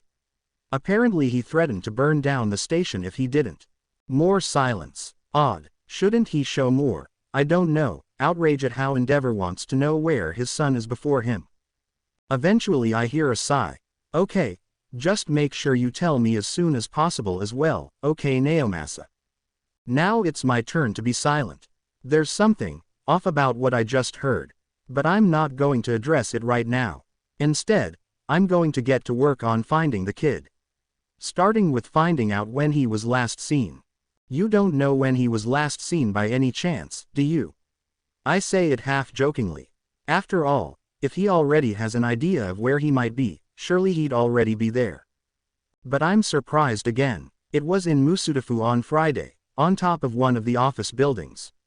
He grabbed hold of me just as I jumped after saving him from a villain, and we landed on one of the rooftops, though I'm not sure which. He found out that I'm All Might, and we had a talk. He needed to get his thoughts in order, and I had to deliver the villain to the police. Wow, there's a lot to talk about in what he just said. So, you're telling me that your kids don't know that you're All Might, but your son found out right after being attacked by a villain. I'm assuming this is the first time he's been attacked since you've never mentioned either of them being attacked before. I wait for a moment, and he doesn't mention any other attacks, so I continue. So, after a traumatizing experience requiring 3 days of mandatory, nationally sponsored therapy to ensure they can cope with the stress of suddenly being attacked, he found out the world-shattering revelation that you, his father, is All Might. And then you decided it was a good idea to leave him on a random rooftop after flying through the air another first I'm assuming, which would be traumatizing if the person in question wasn't prepared for it. I wait for a moment to give him a moment to speak up, but he remains silent. Did I sum it up pretty well? Yes. You did. The shame in his voice is obvious, but I just can't feel any sense of pity for the man. You are aware that, even if the person attacked wasn't your son, you would still need to take them to the police station so they can get their testimony, right? Yes. I sigh. I admire the man, I really do. It's not easy being a symbol for an entire nation. But sometimes, especially times like this, I can't help but think that he's an idiot. Are you at least searching for him yourself? It's not late, so you should have no problem covering a large area in your buff form. His voice gets a bit of confidence back in it. I am. I'm searching from the skies, but I need to ration my time just in case he's in trouble. I hold back the urge to run my palm down my face. Obviously the kid is in trouble. If he wasn't, he likely would have been home by now. Unless he ran away. But Toshinori is a good person, and I doubt that he would give his kids a reason to run away. But then again, this is the first time I've ever heard of his son. Just to cover my bases. Toshinori, before I go. Is there any chance that he could have run away? What? Of course not. Why would he have run away? He trails off, as if something came to mind. I wait with bated breath for him to continue. Any kind of hint would be helpful. Especially this late in starting the search. He might have. But I do not believe that is the case. If it was, either me, my wife, or my daughter would have seen him come home to get his things. I sigh. Still though, we can't rule out the possibility. Which would make this all the more difficult. Finding someone who doesn't want to be found is a whole other problem than finding a lost kid. I'll call if we find any leads. Thank you, Naomasa. I'll get back to searching as well. I hope to hear from you soon. I hang up, a pensive look on my face as I stare at my phone. Sighing, I dial the number the chief gave me. It barely gets to the first ring before it's answered. Hello, is this Endeavor? We haven't found him yet, but we do have a location for where he was last seen. Endeavor Pav. Thank you for the information. Keep me informed. I hang up with the detective assigned to the case and look at my daughter, who's been hovering nearby ever since she arrived home. The question is clear in her eyes, but I shake my head. They haven't found him, but they do know that he was in the office district of Musutafu. She simply looks at me for a moment before her eyes fill with determination and she heads to the door. What are we waiting for? Let's go. I follow her with only a shake of my head, having already alerted the family's driver to be prepared to leave at a moment's notice. While we wait in the car, I can't help but think on how things ended up like this. Shoko had called me from school, the first time I've ever gotten a call from her since I bought her that phone. I immediately assumed that it was something serious, and I was right. Her voice was filled with desperation, the most expressive it's ever been. The only time I've ever heard such emotion coming from her was after the incident with my wife that ended with her institutionalized. It pulled at my heart, another thing that hasn't happened in a long time, and I immediately began calling in favors to start a search. She came home immediately after the call. Apparently she confronted the boy's sister and a bully about his whereabouts. It almost came to blows before their principal made an announcement saying the school day had been cancelled. And now, only an hour later, we're heading to Musutafu to search for him ourselves. She showed me a picture she took of the two of them so that I could recognize the boy, and I couldn't help but stare at it in surprise. In it, Shoko was smiling. It's a small smile, but immensely noticeable due to how happy it is. It was an effort to look away from her and focus on the boy, but the sight made me wince. His own smile was so bright that it felt like I got the sun's glare in my eyes for a second. But pushing that aside, the boy is thin, around Shoko's height, and has a head of dark green hair.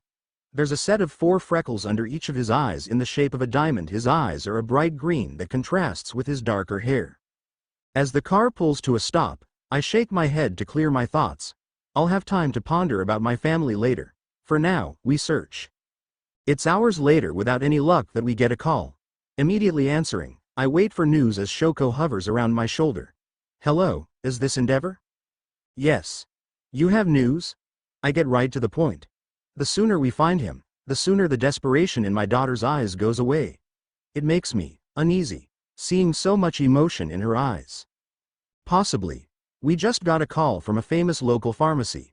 Apparently Izuku visits there every Monday at around the same time. Since he didn't show up today, they were concerned and called in. Give me the address. 20 minutes later, we're standing outside a traditional medicine shop. Entering, I see a 20-something man behind the counter whose eyes widen at the sight of me. I know I can be intimidating, it's on purpose so that I can strike fear into the hearts of villains. But it does make it difficult when trying to simply speak to people. We're here because you called about Izuku missing his pickup. We're currently investigating his disappearance, so any information you can offer would be helpful. He hesitates for a moment before his eyes flicker over to my daughter. A look of recognition seems to cross his face, making me frown. As far as I know, Shoko has never been to this area before. So how would he recognize her? That question is answered when he speaks. You're Izuku's friend, Todoroki, right? She blinks at him in surprise but nods all the same, causing him to let out an uneasy smile. I thought so. Whenever I manage to get him to talk, half of the time it's about you. The other half it's about heroes and quirks. She chuckles at that, and I feel myself stiffen, so that's what her laugh sounds like. But I have no time to be overcome by the realization, as the clerk continues with a downcast expression. You said he's disappeared? I was hoping that it wasn't anything serious, he sighs. But if it wasn't he would have shown up for his pickup. What exactly does he pick up from here? I find it difficult to believe that a child would need anything major from a store specializing in healing medicine. He chuckles darkly. You'd think so, wouldn't you? But no, every week he shows up and gets the same exact thing. Bandages, burn ointment, and antiseptic. He shakes his head. The amount he buys would last a normal person at least a month. I mean, most people don't get all that injured going about their day, right? But he'll go through everything in a week, then show up in just as bad a condition as before. Condition? I can't help but be surprised by this. But the one who answers isn't the clerk, but Shoko. He gets bullied for being quirkless. The school also doesn't punish students for using their quirks, so that adds another level of torment for him. Her eyes are hard. They don't do anything when I'm there, but when I'm not it's basically a free-for-all against him. The clerk winces while I stare at Shoko in surprise. A quirkless boy is who Shoko has been training with. The one who convinced her to stop holding back. That's... I don't know how to feel about that, but I push it aside for now. Do you have any information on where he could be? As of now, all we know is that he was last seen in Musutafu. He hesitates for a moment before slowly pulling out a 3-pointed leaf. I don't recognize the type, but anyone would be able to say what's notable about it. The left point is glowing a dull red. My girlfriend's quirk made this leaf. If she taps something, she can make a leaf that will tell you where it's at. It won't give you directions, not exactly. But it will tell you which way it is. He rotates the leaf until the center point glows red while the left fades away. If the middle point is glowing, that means you just have to go straight to find the object. I had her make this one for the kid's backpack after he almost missed his check in time. He looks down. I know we aren't supposed to use our quirks without a license, but I was just so worried about the kid. I place a hand on his shoulder, much to his and my daughter's surprise. Don't worry about it. In this case, you've greatly helped us. Just remember not to do it again in the future. We won't let it slide again. He nods, handing over the leaf. As we follow its directions, I'm acutely aware of Shoko's gaze on me. I choose to ignore it until she's ready to talk about it. That was kind of you. I didn't expect that from you. I feel a vein throb on my forehead. I speak to her through gritted teeth. Finding your friend is more important than arresting a concerned citizen. Especially given that his actions are helping us find him. She nods. I agree, but it's just surprising when it comes from you. I don't answer, and we continue following the leaf in silence. Eventually we enter a series of alleys, and after establishing a baseline, we head towards where the leaf is leading us. There we find a bright yellow backpack, now covered in dust. That's his backpack, Shoko says, more to herself than to me. She approaches it slowly before suddenly stopping. Stepping up beside her, I see what has her so shocked. Not far away from the abandoned backpack is a large, red stain on the ground. The strong smell of iron leaves no doubt as to what it is. Blood. Backquote to Detective Tsukachi's surprise, he appears on the screen. Huh. It's focusing on me. He thinks on it for a moment. I guess that makes sense, since All Might would want me to help him find his kid. He sighs. Too bad that version of me is going to have to deliver him bad news, but to everyone's surprise, a flashback plays of Endeavor, of all people, telling the chief of police to ensure that he's the first notified of any progress on the case. Todoroki frowns as his brows turn down in confusion. Since when is my father someone who cares about other people? Unseen, Aizawa pulls out a notebook labeled Therapy Priorities. Inside is a list of his students with marks next to their names, denoting who he thinks should take priority on visiting Hound Dog. After jotting down a mark next to Todoroki's name, he looks at the top where Midoriya's name is circled and underlined multiple times. Putting it away, he resumes watching. Hypo bashing courtesy of on-screen Tsukachi. All in favor of the detective's name being Preacher. Say preach. A chorus of preach fills the air as All Might hunches down in his seat. Other than the parts pertaining to Midori being his son, everything played out the same. After all, he really should put more effort into the administrative side of hero work. But it involves a lot of paperwork. The scene shifts to show Endeavor on the phone, listening as he's told that the office district of Musutafu is where Midori was last seen. He and Shoko swiftly leave their house and enter a car that had been waiting for them. While they wait, a flashback of how they got here plays. The fact that he's searching for Midori so Shoko doesn't worry is so manly. Todoroki rolls his eyes at Kirishima's shout. He probably just doesn't want her to be distracted from his training. Even if that's true, he's still helping her look for him. That counts for something. He can't argue with that, so he doesn't, instead remaining silent. A speeded-up montage of the two of them searching the city for any sign of the girl's friend plays, all fruitless. It ends with Endeavor receiving a phone call, then cuts to them outside of the pharmacy Midori frequented. Ooh, the clerk is back. I wonder how he'll react knowing that Midori's missing. He has a lot of drugs, maybe he'll use them on his bullies. That would be illegal. Toga gives Aizawa a confused look. So, he just sighs. After talking with the clerk for a bit, he gives the two of them a leaf, explaining that it's the result of a quirk and will lead them to Midori's backpack. Nezu sips his tea. It is quite refreshing seeing Endeavor being reasonable. In our world, he likely would have handcuffed the man to the counter and called the police. Anyone else finding it adorable that Midori apparently talked a bunch about Shoko. There are various head nods, and a pouty Uraraka glaring at Todoroki. The screen fast-forwards the two following the leaf, occasionally running into trouble when they can't follow it without doing a sizable detour. In those cases, Endeavor, being the impatient man he is, simply holds on to Shoko and flies them over the obstruction. Flying is so manly. I can fly just as well as Endeavor. Don't think it makes him special. Wait, you can. Then why didn't you do it at the USJ? Uraraka questions the angry Pomeranian. He scowls back at her. I did. I just didn't go high because there wasn't a reason to. Didn't you think it was odd how I managed to catch that smoky bastard without touching the ground? She puts her hands together and tilts her head in apology. I was too busy watching Deku. Sorry. Damn it, Deku. Quiet. The father and daughter walk down an alley and find an iconic yellow backpack lying abandoned on the ground. When they approach it, they see beyond. A large stain of dried blood covers the alley floor, the splatter reaching up to their height on the walls. There's silence in the theater. The ones who'd held on to the faint hope that someone saved Midori before he hit the ground are thrown into a state of shock at seeing the truth laid bare before them. All except for Toga, that is. OMG, OMG, OMG. Look at all that blood. It's so pretty. Todoroki POV. I stare at the blood covering the alleyway.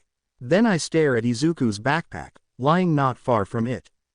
Back to the blood, back to the backpack. Dimly, I hear my father saying something. But it seems so far away. I take one step, then another. Before I realize it, I'm standing over the backpack. Reaching down, I pick it up by its top strap. I raise it to eye level and just look at it as it slowly rotates in my grip. That's when I see the paper folded into the side pocket. My old man's voice is getting louder, getting closer. But my attention is fully on the piece of paper I'm pulling out. I lower the backpack as I unfold it and start to read.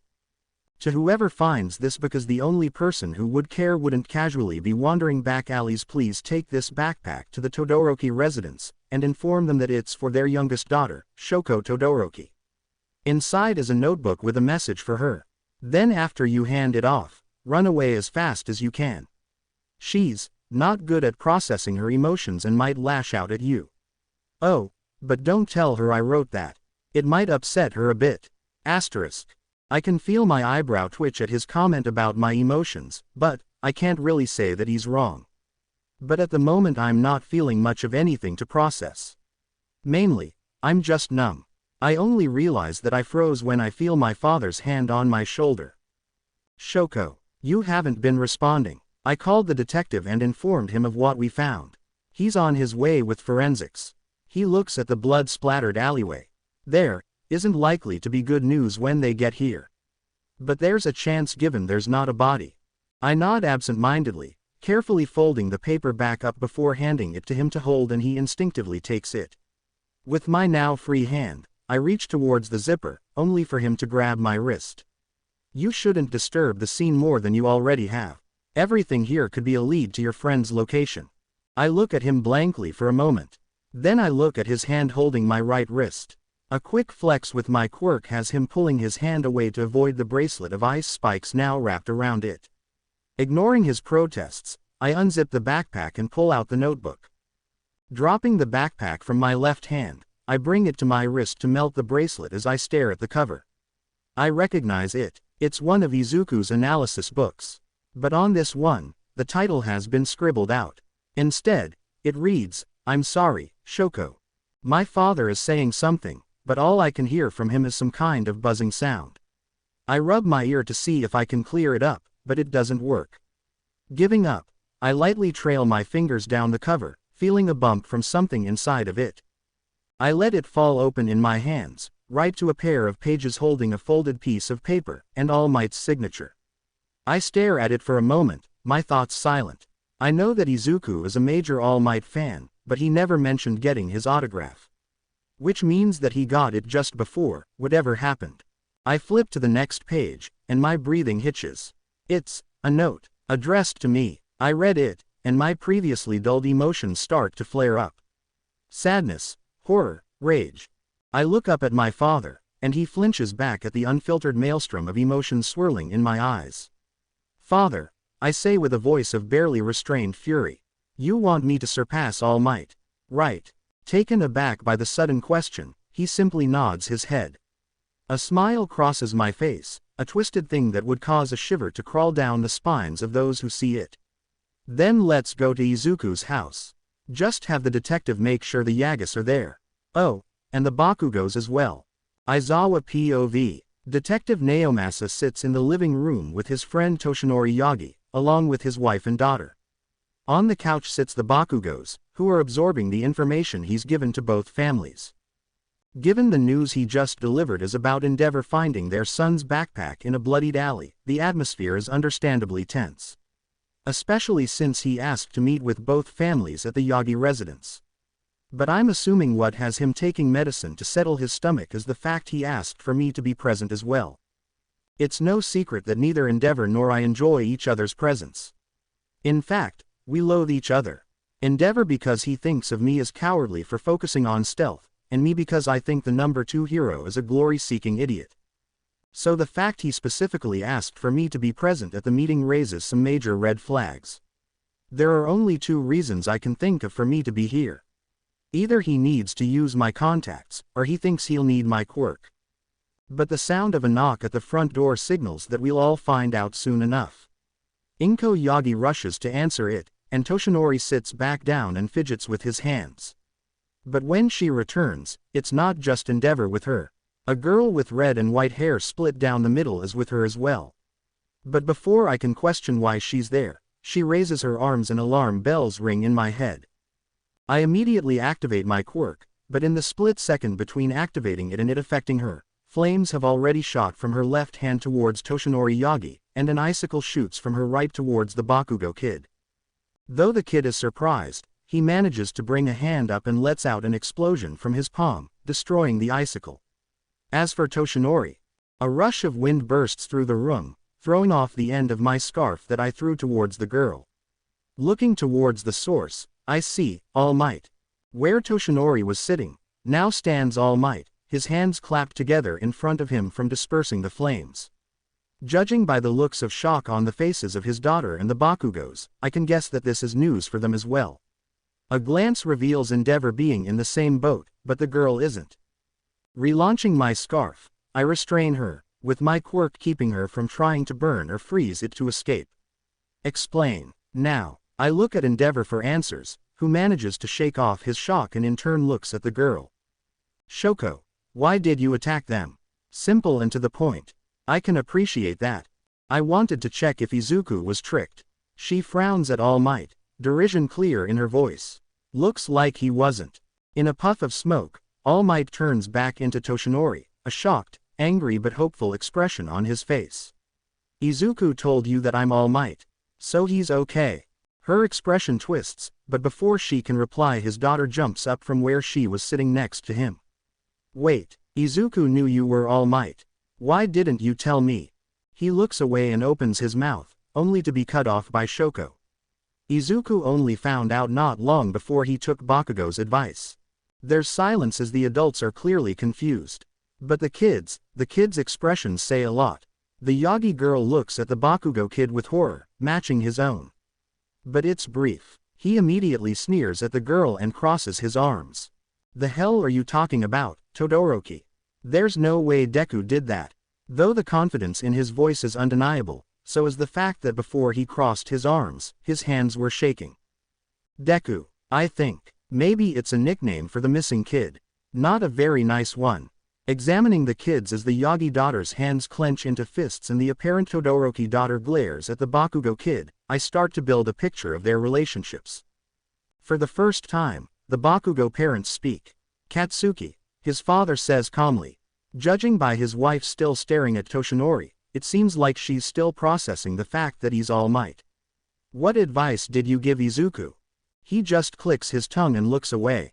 It's a good thing the Todoroki girl hasn't realized that I deactivated my quirk, or else the fire in her glare might have actually burned the boy. After a minute of useless coaxing, the Yagi daughter speaks up, causing a silence to fall over the room. Take a swan dive off the roof. And pray for a quirk in your next life. Every adult in the room looks at her in horror while the boy looks at her in betrayal and rage. He opens his mouth to say something, but before he can his father stands and whirls on him with a strong backhand, causing a meaty thud to reverberate. He falls to the ground, his shocked expression mirrored on nearly every face in the room. The sole exception is his mother. If this wasn't such a serious situation, I would have wanted to make some popcorn for what's about to go down. Suicide baiting is never okay. Given I've experienced it myself, I would know. But he doesn't continue, Instead the man looks at his wife while his son is too stunned to get off of the floor. We will be talking about how we raise our son from now on when we get home. She nods, anger in her eyes. He turns around and bows at all of us. I apologize for losing my temper. Please, let us continue. Tsukauchi nods, refraining from commenting on what just happened as he looks towards the Todoroki girl. Please explain why you think this is a case of suicide. She shifts her glare from the boy to the detective but nods. She gestures to my scarf with her chin, and I carefully unwrap it, ready to erase her quirk the moment it seems like she'll attack. Luckily she doesn't, instead pulling out a notebook and putting it on the coffee table. I see the Yagi and Bakugo kid's eyes flash with recognition, but the others stare at it blankly. After All Might's signature, she glares at him, is his suicide note. How about you read it out loud? I need to get what he left for me. And without another word she goes towards the hallway. I raise a hand to stop her, but Tsukauchi shakes his head as he rises. I'll keep an eye on her. You read it, and I'll be back in a moment after asking some questions. I nod and pick it up. The title has been scribbled out and replaced with an apology. Opening it, I flip through the pages as my eyes widen. It's filled with notes on various heroes. Their quirks, their strengths, their weaknesses, their patrol areas. It's all written down in this middle schooler's notebook. This is dangerous, I mutter. Indeed, a small voice says as their head pops out of my scarf. At this point I think the surprises are getting to everyone, since the only ones to bat an eye at the scarred rat face that's appeared are Toshinori and Mrs. Midoriya. Principal Nezu, what are you doing here? Climbing out and revealing that he's wearing a suit, his reply is logical. This is a situation involving both the number 1 and 2 heroes, so of course I would desire to be on top of any developments. Not to mention that each child involved has applied to my school. The girl jolts as if electrocuted, and the boy finally shoots up from the floor. You're the principal of UA. Indeed. He raises a paw. Am I a rat, a bear, a dog? Who knows? Just know that I am the principal of UA, Nezu. He turns to me. Now, Aizawa, please skip ahead to the section of the book that will reveal what we all wish to know. Nodding, I stop getting distracted by the analysis and quickly speed through the pages. Finally coming to All Might's signature, I cringe at how ostentatious it is. One more page and I'm at the suicide note. Deciding to take the girl's advice, I read it out loud for all to hear. Shoko, I'm sorry. I wish this never would have happened. But it has. I know that you've helped me, trained me, supported me. But the words of my father, the number 1 hero, All Might, can't be dismissed. Hey, it's funny, but what he said to me today is actually the first time he's acknowledged me in, I can't even remember. And I find out that he's the symbol of peace. It's just too bad what he answered me with. If it had been anyone else, then maybe I would have chosen differently. But the symbol of peace knows what it takes to be a hero better than anyone. Which is why, when he told me that I don't have what it takes, I believe it. There were only 2 things holding me up, 2 pillars that supported me. You, and my belief that I could become a hero. But with one of those pillars shattered, I'm sorry. He told me to be realistic. And I've done the research before today. Realistically, a quirkless person won't be able to find employment anywhere. Every article I've read about the quirkless can be summed up into a single phrase. They have no place in today's society. So, I've decided to listen to someone for once. I'll be realistic, and take Kachan's advice. I'll pray for a quirk in my next life. Please Shoko, don't blame yourself. You are the light that's been guiding my way ever since we met. The only one who's been there for me ever since I was diagnosed as quirkless. The fact that you decided to be friends with me, a quirkless Deku, thank you. But now it's time for me to go. To be realistic. Me being around being your friend will only hurt you. People will look down on you for our friendship. For letting a Deku into your life. You wouldn't care. You're too strong to let their small-mindedness affect you. But I want you to reach your goal. To become a hero who truly stands for everyone. And, to help you, I need to be realistic. I know you told me you didn't need it, but I made a notebook for you. I was planning for it to be a surprise on your birthday, but they'll be under my mattress at my house. I'm sorry that you have to go there, but please don't kill the Yagas. They might not be my family even if we are connected by blood, but I don't want you to hurt your future hero career. Hey, look at me, even now, I'm still rambling. I'm sorry, Shoko. And, thank you, for being the frozen torch that brought a warm light into my life. But now it's time for you to be everyone else's light. Achieve your goal. For the both of us.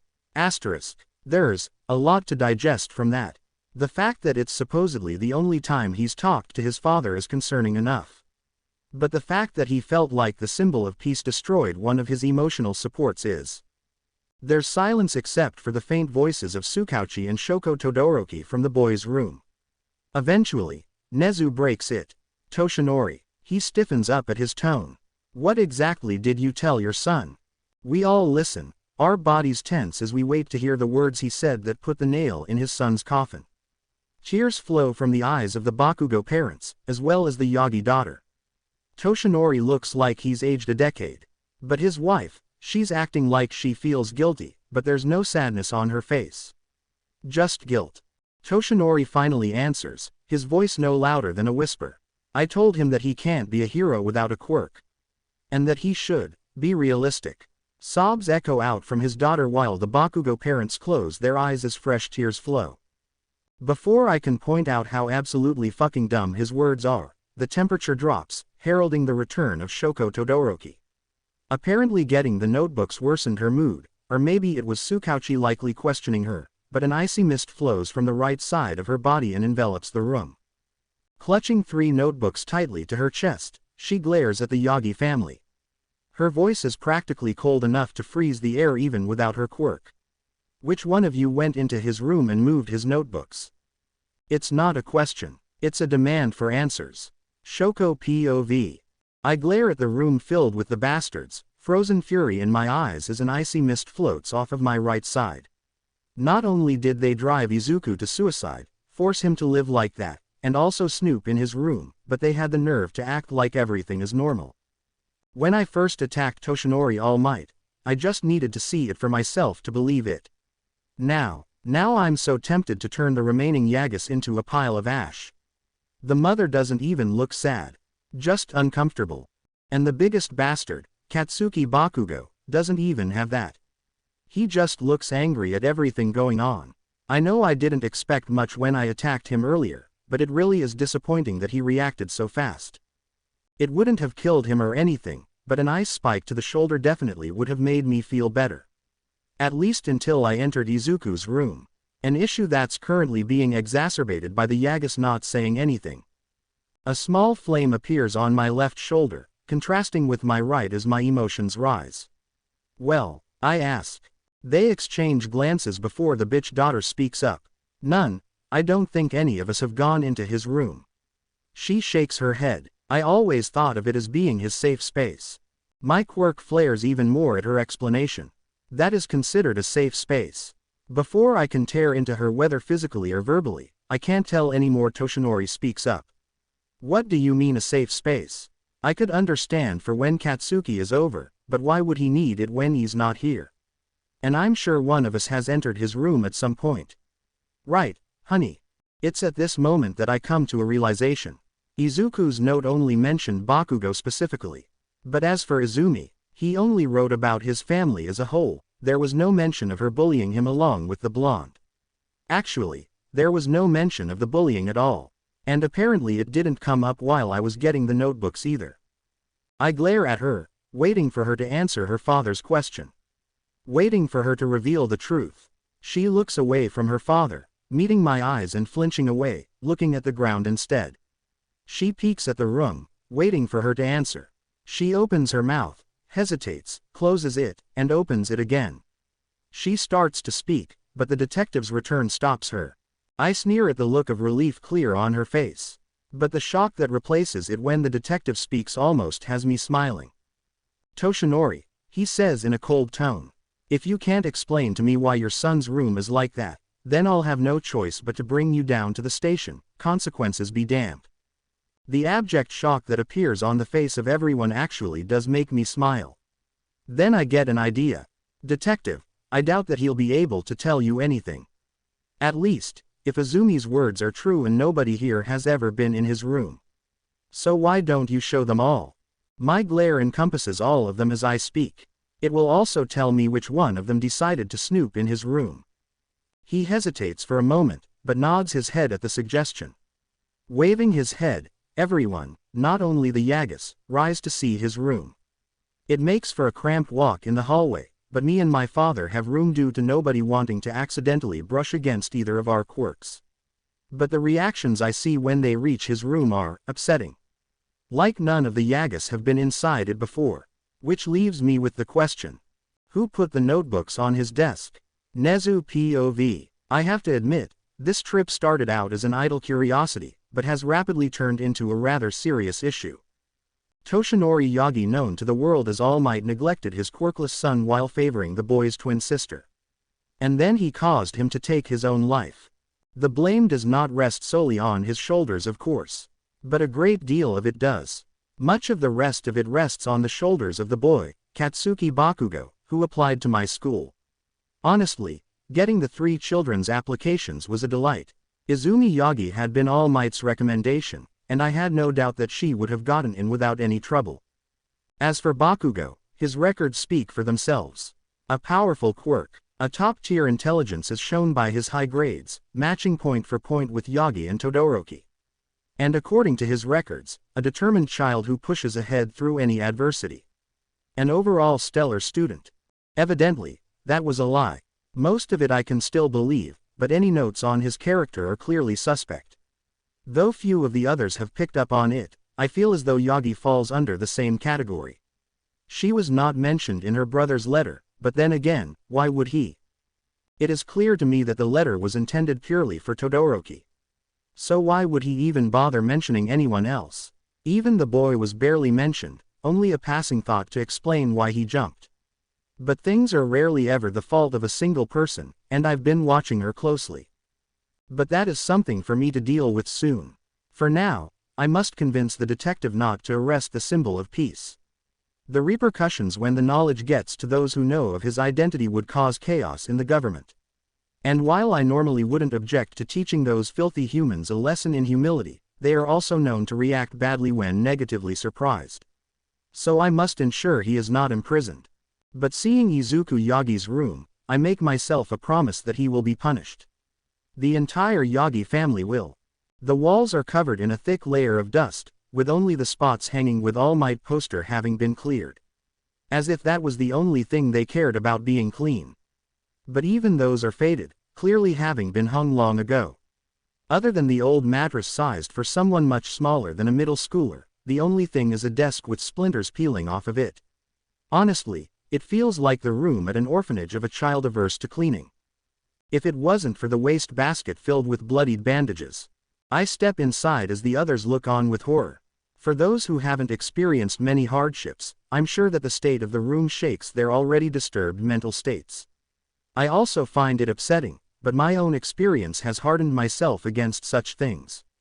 My nose twitches as I follow a scent. Right to the closet. Detective, I ask without turning away. Did you by chance look inside here? Hearing him reply in the negative, I pull it open and see 4 contraptions made of what looks like wood and rope. I tilt my head, wondering as to what they could be before my eyes alight on the labels on the floor. Left leg, left arm, right arm. I read them out loud, and after taking a closer look realize what they are. They are splints, commonly used to secure a broken limb and prevent it from being jostled while moving. But these are more compact, easily hidden under clothes. Normally they'd be altered depending on where exactly the break is, but these also seem to be modular. I sigh. It truly is a shame. Especially since I was looking forward to meeting the boy myself. His application to UA had caused a small uproar with some of the teachers. The fact that he was listed as being at the top of his school academically was nothing of note. We get many applicants like that. But his own had been accompanied by several notes that could be split into 2 categories. He was a horrible student that was always picking fights with others, and likely cheated to obtain his scores. Though they were unable to determine how and as such unable to dock his grade. The other, Much lower quantity of notes warned that his school attempted to artificially lower his grade due to his status as a quirkless individual, and that we should test him ourselves to verify how intelligent he was. They also claimed that he would be able to get the top score for our written test, which I took as a challenge and as such made the test much harder. A shame that I will no longer be able to test the one the change was intended for. I turned to the group, who since started glaring at the Yagas with accusing glares. But it's Todoroki's confused expression that I choose to address. Is there a problem, young Todoroki? She hesitantly nods. Izuku said that his notebooks would be hidden under his bed, but when I came to get them, they were on his desk, and his other ones were missing. Alarm bells ring in my head. Are you saying that he had more notebooks along the veins of the one his suicide note was written? She grimaces at my callous phrasing, but nods all the same. That one is number 13. The 3 he'd written for me aren't included in that. She looks down at the ones she's been clutching since she returned from this room with a small smile. He even filled one with costumes and possible hero names for me. I nod absent-mindedly while meeting Aizawa's eyes. I see that he understands as well. If the Yagas haven't entered this room before, then it means someone else did. And they now have a great deal of information on many active heroes. The pros and detective tense up, understanding the seriousness of the situation, but this provides me with a perfect opportunity. Detective, please contact the station and attempt to get your best tracker here as soon as possible. We need to find this person before villains get their hands on the information, if they haven't already. He hesitates, looking at Toshinori with a conflicted gaze. Do not worry, I will ensure that they are punished. Taking my word, he nods to me before rushing out, already dialing a number on his phone. Meanwhile, I look to Endeavor and Aizawa. Would it be too much to ask for both of you to begin a search of the area? Aizawa shakes his head while Endeavor crosses his arms. I have a feeling that you plan for me to be involved with the punishment somehow, so I'll be staying to find out what it is. And though I didn't know the boy, he helped my daughter, so I would like to know the end result for this fiasco as well. I nod, surprised at Endeavor. We all return to the living room where I lay out the punishments. Now, I say with a clap of my hands. All Might, your family's punishment is the revoking of Azumi's recommendation, as well as having your and your wife's pay severely docked and being donated to organizations that provide aid to the quirkless. He looks like he wants to object, but at the mention of quirkless aid he falls silent. I can see his daughter gritting her teeth, but oh well, this is simply a part of her own punishment. I turn to the Bakugos. As for you, I say to the boy, seeing him gulp. From now until the end of the school year, you and Izumi will be attending therapy to work out the various issues the two of you have. Of which I am certain there are quite a number of them. If your therapists do not report adequate results to me, neither of you will be allowed to enter UA. In fact, I will blacklist both of you from all hero schools. That's too far, Nezu. All Might enters his buff form to object, but I simply wave him off. I assure you that is far from enough, All Might. They should be happy about not being arrested. In fact, the only reason they're not is because I am positive that you would attempt to pull strings to get them off with a clean record.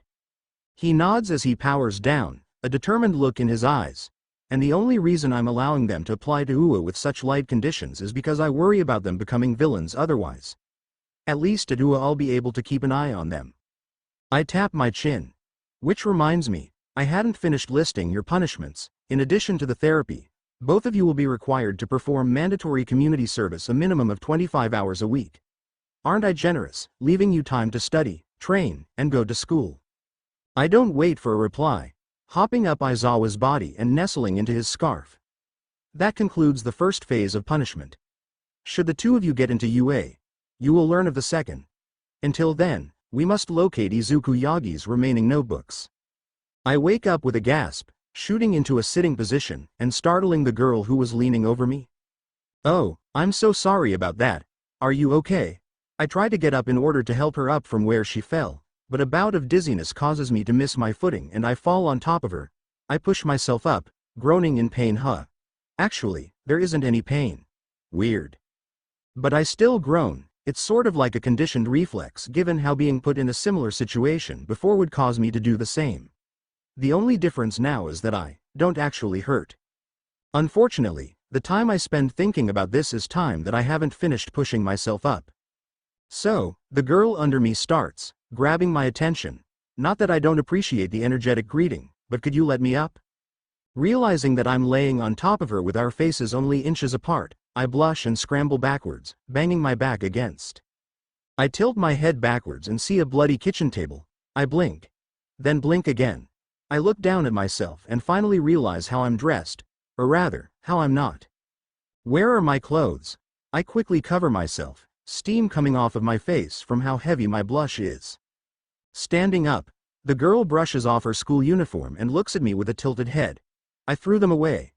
I'd already gotten all the blood out of them, and it's not like you needed them anymore since you were dead. A light bulb seems to go off in her head as I process her words, barely hearing the next. Speaking of what the hell? You've been dead for, like, the last day. How are you alive right now? That is enough to break me out of my wondering on why she would get the blood out of clothes then dispose of them. Dead? I was dead? I blink, memories of my final moments coming back to me? That's right, I mutter. I jumped off of the roof head first, so why am I alive right now? But like the memories of before I died, I slowly start to remember what happened after I died. Backquote. I'm in a dark room, extending as far as the eye can see. How can I see far if it's dark? Well, it's just the kind of feeling it gives off. I can't actually see that far. In fact, the area immediately around me isn't dark at all. Instead, it's illuminated by a single light. An old-style lantern sits on a desk woven from bamboo, and behind it sits a dark-haired woman in a business suit.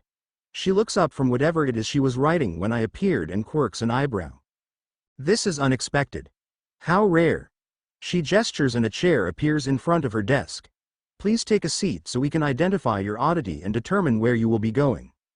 Hesitantly, I do as she asks, gingerly taking the seat as I try to think about how I got here. Where here even is. Or heck, even what day it is. I don't expect anything from that last one, but it's still another thing to wonder about, so I might as well. Not much else to do when you're. Oh, I died, didn't I? The lady across from me nods her head in a single simple motion. That is correct. But according to the paperwork, you aren't. She pulls open a drawer, prompting me to look down in front of me. But nope. It's a simple desk, really just an arch of interconnected bamboo with a flat top. Nowhere for there to be a drawer. I dismiss the thought as she pulls a file from the impossible drawer and opens it, frowning as she does so. Ah yes. Quirks. Irritation is clear in her voice, and I can't help but feel offended. You don't like quirks? I spent the majority of my life studying them, theorizing on them. Heck, sometimes I even dreamed about them. Her disliking quirks is basically like her disliking my existence. Disregard the irony of how important they are to me despite me not having one myself. Incorrect. But contrary to my expectations, she shakes her head. We don't have a problem with quirks in general, they're just a part of the mortal world. Like giraffes. A shiver goes through her. Freakish abominations. She mutters under her breath, but not quietly enough that I can't hear. Before I can ask about it though, she continues. No, the problems only arise when a quirk interferes with processing souls for the afterlife. I perk up at that. So the afterlife exists? Yay. No more constant suffering. Oh wait, I killed myself. So I guess I'll be going to eternal damnation instead. Sigh.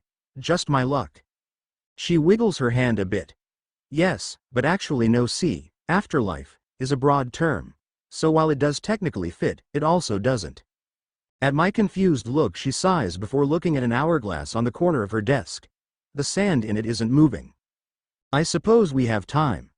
So, essentially, after an intelligent being dies, we recycle the souls after removing their memories. However, this is not a short process. Especially if we want to avoid damaging a soul. See, as a soul lives, experiences new things, builds a personality, overall just exists, it becomes imprinted. To remove the imprint, we give them new things to experience in the afterlife.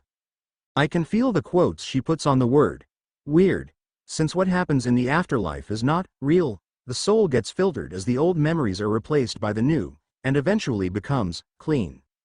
She looks at me, asking if I'm following so far. I nod and she rounds it off.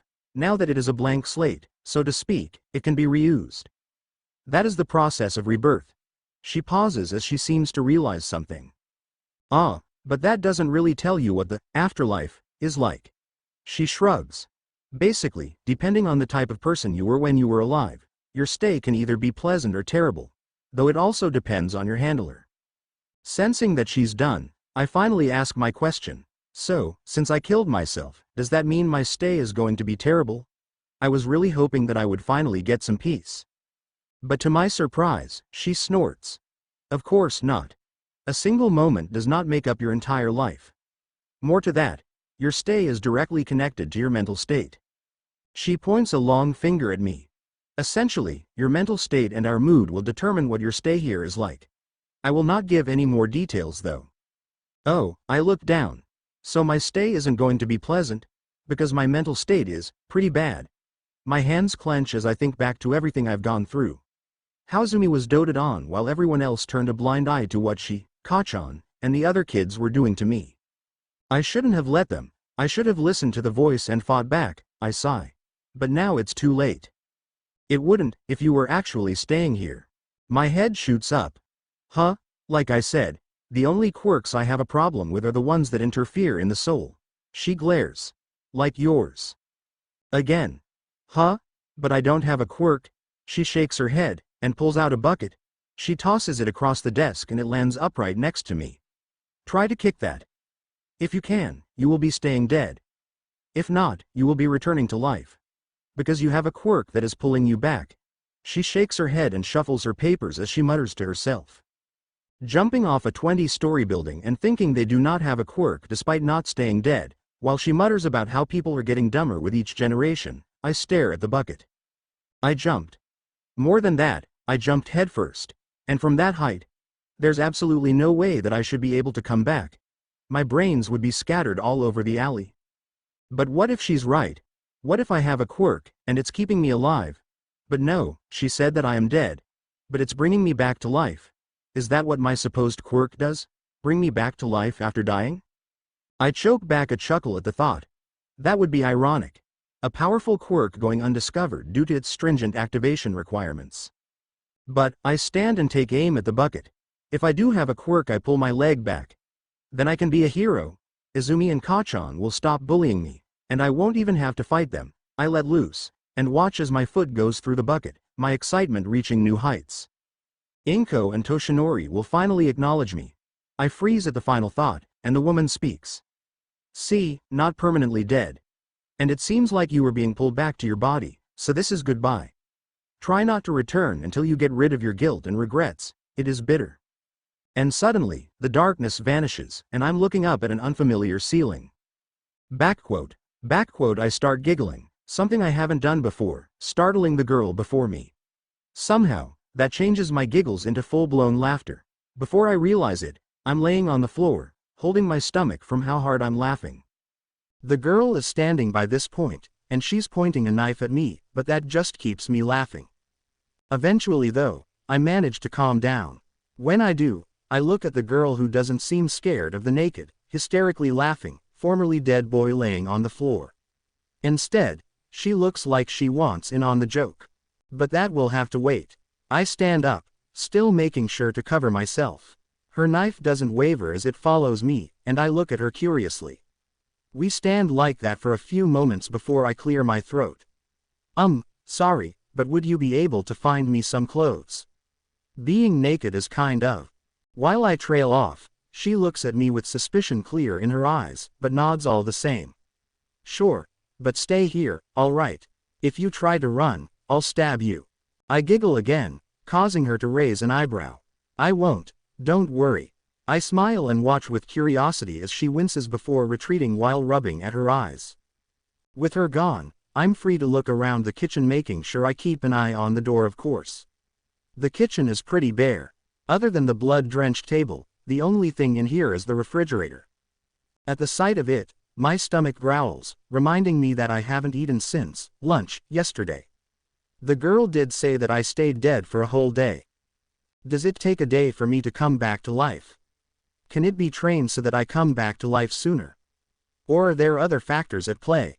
Maybe the severity of my injuries made it take longer to bring me back to life. So if I'm killed by a clean strike, maybe a broken neck or stabbed through the heart, would I come back to life quicker? What about? My theorizing comes to an abrupt halt as I pull open the fridge, and what I see inside. There's no food, no drinks, nothing that the typical person would consider should be put inside a refrigerator. Instead, 3 large jars of blood stand proudly as the only things worthy of being cooled. I close the fridge. I open the fridge. I close it again. Open again. I stare at them for a moment. I close the fridge and turn back towards the door as I hear the girl returning. There's nothing here, so I dug your clothes out of the trash cinnamon roll. She stops at the doorway on seeing me standing at the fridge. Her eyes narrow. Did you look inside? My clothes fall from her hands as she flicks her wrist and her blade appears. I look on, disappointed about my clothes now being dropped on the dirty floor. Though she did say she dug them out of the trash.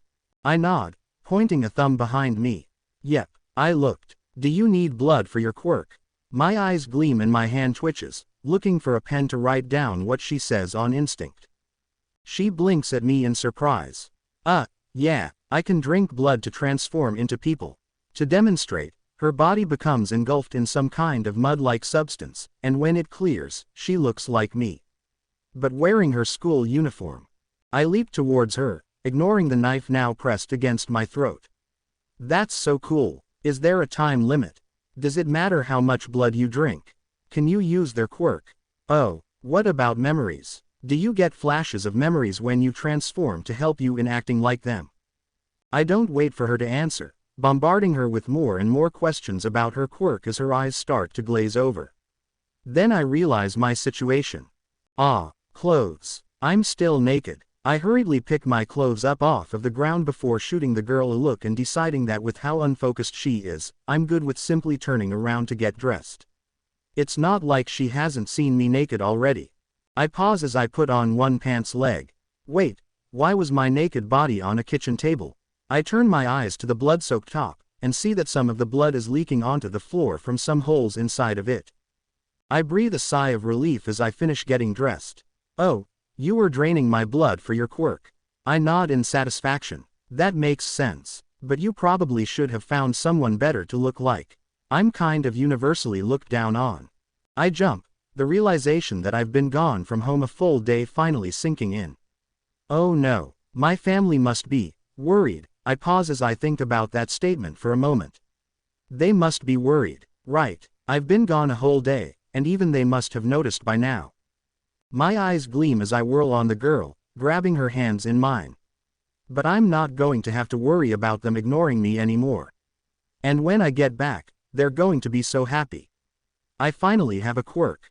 I start bouncing in place, the girl quickly following suit even if she doesn't get it. But she's sharing my happiness. I stop as I look at her with shining eyes. Would you like to come with me? Bah, a weird sound comes out of her mouth, setting me back to giggling. Do you want to come with me? I'm sure that once I tell them about my quirk, they'll support me going to UA. They'll actually pay attention to me. And All Might, who's apparently my father, could probably convince the principal to get you in too. After all, your quirk is amazing. I stand there smiling at the girl as she blinks at the unexpected propositions. I can see the gears in her head turning before she takes them and smashes them with a mallet. She smiles back. Sure. Why not? I jump in place for another minute with her before excitedly pulling her with me to the door. That's great. Oh, and what's your name? Sorry, I was too excited to ask earlier. Mine is Izuku Yagi. She smiles, fangs poking just past her upper lips. Himiko Toga. Toga POV. I was walking around the back alleys of some city in a foul mood after drinking the blood from some random lady. Normally I'd be feeling pretty good, given how much I enjoy blood. But that lady's blood tasted nasty. Like, I didn't even know blood could taste bad. Sure, a person's personality affects how their blood tastes, but it never tastes outright bad. I've literally drunk the blood of rapists that have tasted better. The only conclusion I could come to was that her nasty blood was somehow related to her quirk. But I wasn't finding anybody around in the alleys, and was considering just transforming into the lady and drinking from someone on the main streets. But that plan went out the window when some guy practically fell into my lap. Literally, his body made some kind of whomp sound when he hit, and I heard several cracking noises come from him. His head cracked open, and I think I could see his brain, but I was distracted by something far more important. The blood. Since he landed right in front of me, I was covered in it. That's not even mentioning how much of it got splattered on the floor and the walls. I looked down at it with wide eyes. I mean, it's not every day that someone nearly lands on you when they kill themselves. But a flick of my tongue to catch some of the blood dripping down my face pushed all other thoughts from my mind. It tasted like cinnamon rolls. Backquote. And that's why I took your body to the place I was staying. There's no way I was going to let such delicious blood go to waste. Though I did leave everything that had already splattered, I didn't want to get sick after all. As I finish my explanation as to why I took his body, the kid, Cinnamon Roll, taps his chin in thought. He's pretty weird, especially given how he just shrugged off how I held a knife to his throat back at the empty house I'm staying at. And he thinks my quirk is cool. It's the first time someone's said something positive about my quirk. Though, the people who know about it make up an admittedly short list. Really, it's only my parents and a few random gang leaders I've worked with before. But that doesn't matter right now. Well, it's the entire reason I'm going with Cinnamon Roll, so it kind of does but not really. Anyways, what's important is that he invited me over to his house. My heart is beating super fast at the thought, but it's no big deal. Even if I am skipping my way there. Izuku started doing it not long after I started, so he shouldn't think it's strange. But I have to say, his thinking face while he's skipping is totally cute. Hey, Toga, I pout at him using my last name. I've drank his blood. He likes my quirk. He said I can drink his blood later. We're already the bestest of best friends. Call me Himiko. He blinks at the wide smile on my face, but shrugs off my interruption. Okay, Himiko, do you ever feel bad about the people you kill? Like, they're just going about their lives, enjoying their day. And then you come in and stab them to death. I frown at him. Do you hate that I kill people for their blood? If he does, then was he lying about how he thinks my quirk is cool? Is he actually trying to get me arrested? If he is, luckily for him, that's not the case. No, I mean, I get that I should. But after dying myself, well, I can't seem to bring myself to care. I mean, if they were someone I care about, then I'd be mad. Or sad. He shakes his head, his curly green hair bouncing with the motion. I don't know. I've been feeling off. His skipping slows down, starting to walk instead, and I follow suit as he looks into my eyes.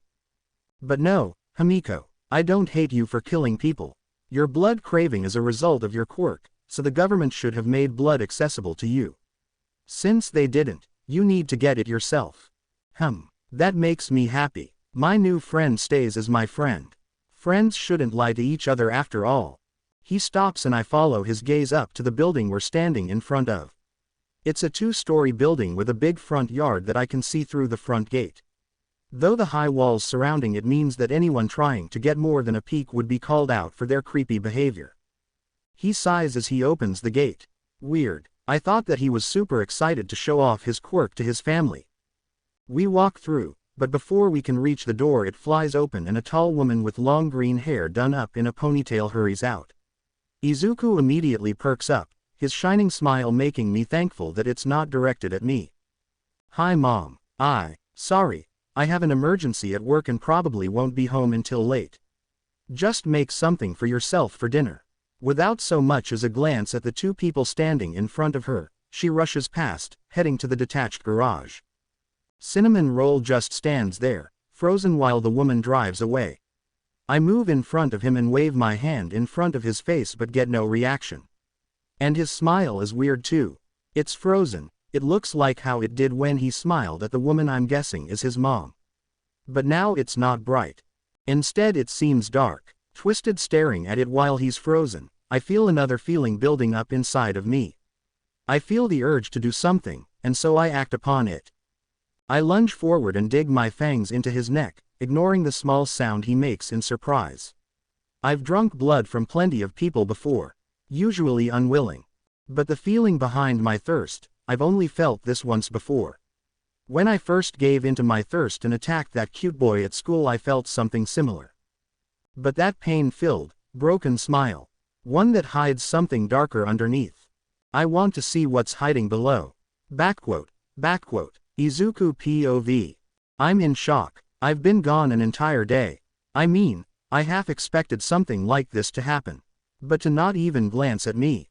Did they really just not care? Did they even realize that I was gone? Did they even know I killed myself? Did they even care? And that's when it hits me. They don't. None of them have ever cared about me. But no, that's wrong. Izumi cared. She cared that I would be there for her and Kachan to take their frustrations out on. But Mom and Dad, no Inko and Toshinori, they don't. They never did. I feel something break at that realization. I'm pulled from my thoughts when Himiko bites down on my neck, a small eep coming from my throat. I raise my hands to pull her off of me, but hesitate. It doesn't hurt, but the sensation of her sucking my blood is odd. Not bad, just odd. Instead of pulling her off of me, I give into my instincts and simply wrap my arms around her. I can feel her tense at the action and internally sigh, deciding to pull them away and apologize. But she surprises me. She moves her hands from my shoulders down to my arms. Then she moves them around me, and we're hugging. Even with her loud gulping of my blood, it feels reassuring being held like this. Like I'm not alone in the world. Shoko was never one for physical connections, so this is the first time I've been hugged since Izumi started bullying me. I tighten the hug, Himiko choking a bit on the hot liquid filling her mouth. If they really don't care about me, even after driving me to kill myself, then why should I care about them? Why should I care about anyone who doesn't care about me? The only one who's cared before Shoko, so why should I treat them better than they treat me? No, they don't care about me. I don't think they ever did. All of Toshinori's excuses on the rooftop were just that. Excuses. He probably just didn't want to have to go through the trouble of spending any time or money on me when he could be spending it on Izumi. By the time Himiko pulls herself off of me, blood trailing from her lips, I've come to a decision. But that doesn't mean that I don't have business here. I smile at the girl with a blood quirk, ostracized by society for something she couldn't control. Someone the world tried to push down, but pushed her back. I want to be strong enough to do the same. Himiko, I say, with a determined voice. Would you let me come with you? She looks at me with a blank look. Where am I going? That causes me to chuckle. I start pulling her into the house as I explain. You tell me. I just know that I don't want to stay here. I can't stay here. I growl out. She tilts her head in confusion before shrugging. Sure, why not? Just let me suck your blood every morning for breakfast. It's been so long since I've tasted cinnamon rolls. I laugh as we make our way through the empty house, nobody else being home. It cements my thought that nobody has even realized that I'm missing. Not even Shoko. I shake that thought away. Why would she know? She doesn't live with me. Sure, I always respond to any texts she sends me, but maybe she thinks I lost it or something. My phone was in my pocket when I jumped, and unlike me it didn't come back from the dead. I open the door to my room, noting the dust that's always covering everything hasn't been disturbed. The only things not covered in it are my bed, desk, and the All Might posters hanging on the walls. Looking at them used to pull me out of my darkest thoughts. Whenever I or the voices started encouraging me to hurt myself, seeing that reassuring smile made me feel safe. But now all I feel is irritation. Fake. If the number one hero is a fake, then how many of the others are the same? I don't hate heroes, not exactly. But I don't want to be one anymore. I'm not sure what else I'll do, but I do know that traveling with Himiko will help me figure it out. But I'm getting sidetracked again. I make my way to my bed and lift up the mattress to reveal 15 notebooks. And laid out next to them is the one thing I splurged on with the money I got from doing odd jobs. A jacket that's a darker green than my hair, with bunny ears that would reach my shoulder when the hood is pulled up. When I saw it in a store I was passing by one day, it just felt right for me to own it. So I saved, and saved, and saved, until eventually I had enough to buy it. Of course, I almost never wear it. I wouldn't want Izumi or Kachan to destroy it. Or else I might have hurt them. Now though, I'm not planning to stick around long enough for any of them to see me. I'm not going to be trying to get revenge on them either. At least not right now. Maybe I'll torment them a bit later. I giggle at the thought. Just because I don't hate them doesn't mean that I've forgiven them. Well, most of them. Kachan is the one who told me to jump, and Izumi did look mad at him when he said it. So I hate him, but everyone else I just dislike. Leaving the bed leaning against the wall for support, I dig under my bed for a moment before pulling out my old, yellow, backpack. It's basically patchwork with the remains of my old clothes in an attempt to keep it together, but eventually I decided that I needed a new one. But now it makes its glorious return as my getaway bag. I quickly stuff my 12 hero analysis notebooks inside before staring at the 3 for Shoko. There's no particular reason for it, maybe I just don't want her being in the room longer than she needs to, but I move them to the desk, stacked in the center before tossing on my jacket and putting the bed back down. I turn to Himiko as I heft the bag onto my back. Sorry for dragging you here. I'm ready to head out when you are. She nods and we make our way back through the hall before she comes to an abrupt stop in the living room, her eyes locked on the kitchen. Seeing the mischievous look in her eyes, I roll my own. We aren't going to wreck the place. I'd rather they not know I was here. I shake my head. Heck, I'm not sure even Inko knows we're here right now even though she passed us. She shakes her head. Nah, I was just thinking. She turns to me with a smirk. Living on the run is hunger work. And since we're already here. She trails off leadingly and I can't help but laugh. Ha, you know what, you're right.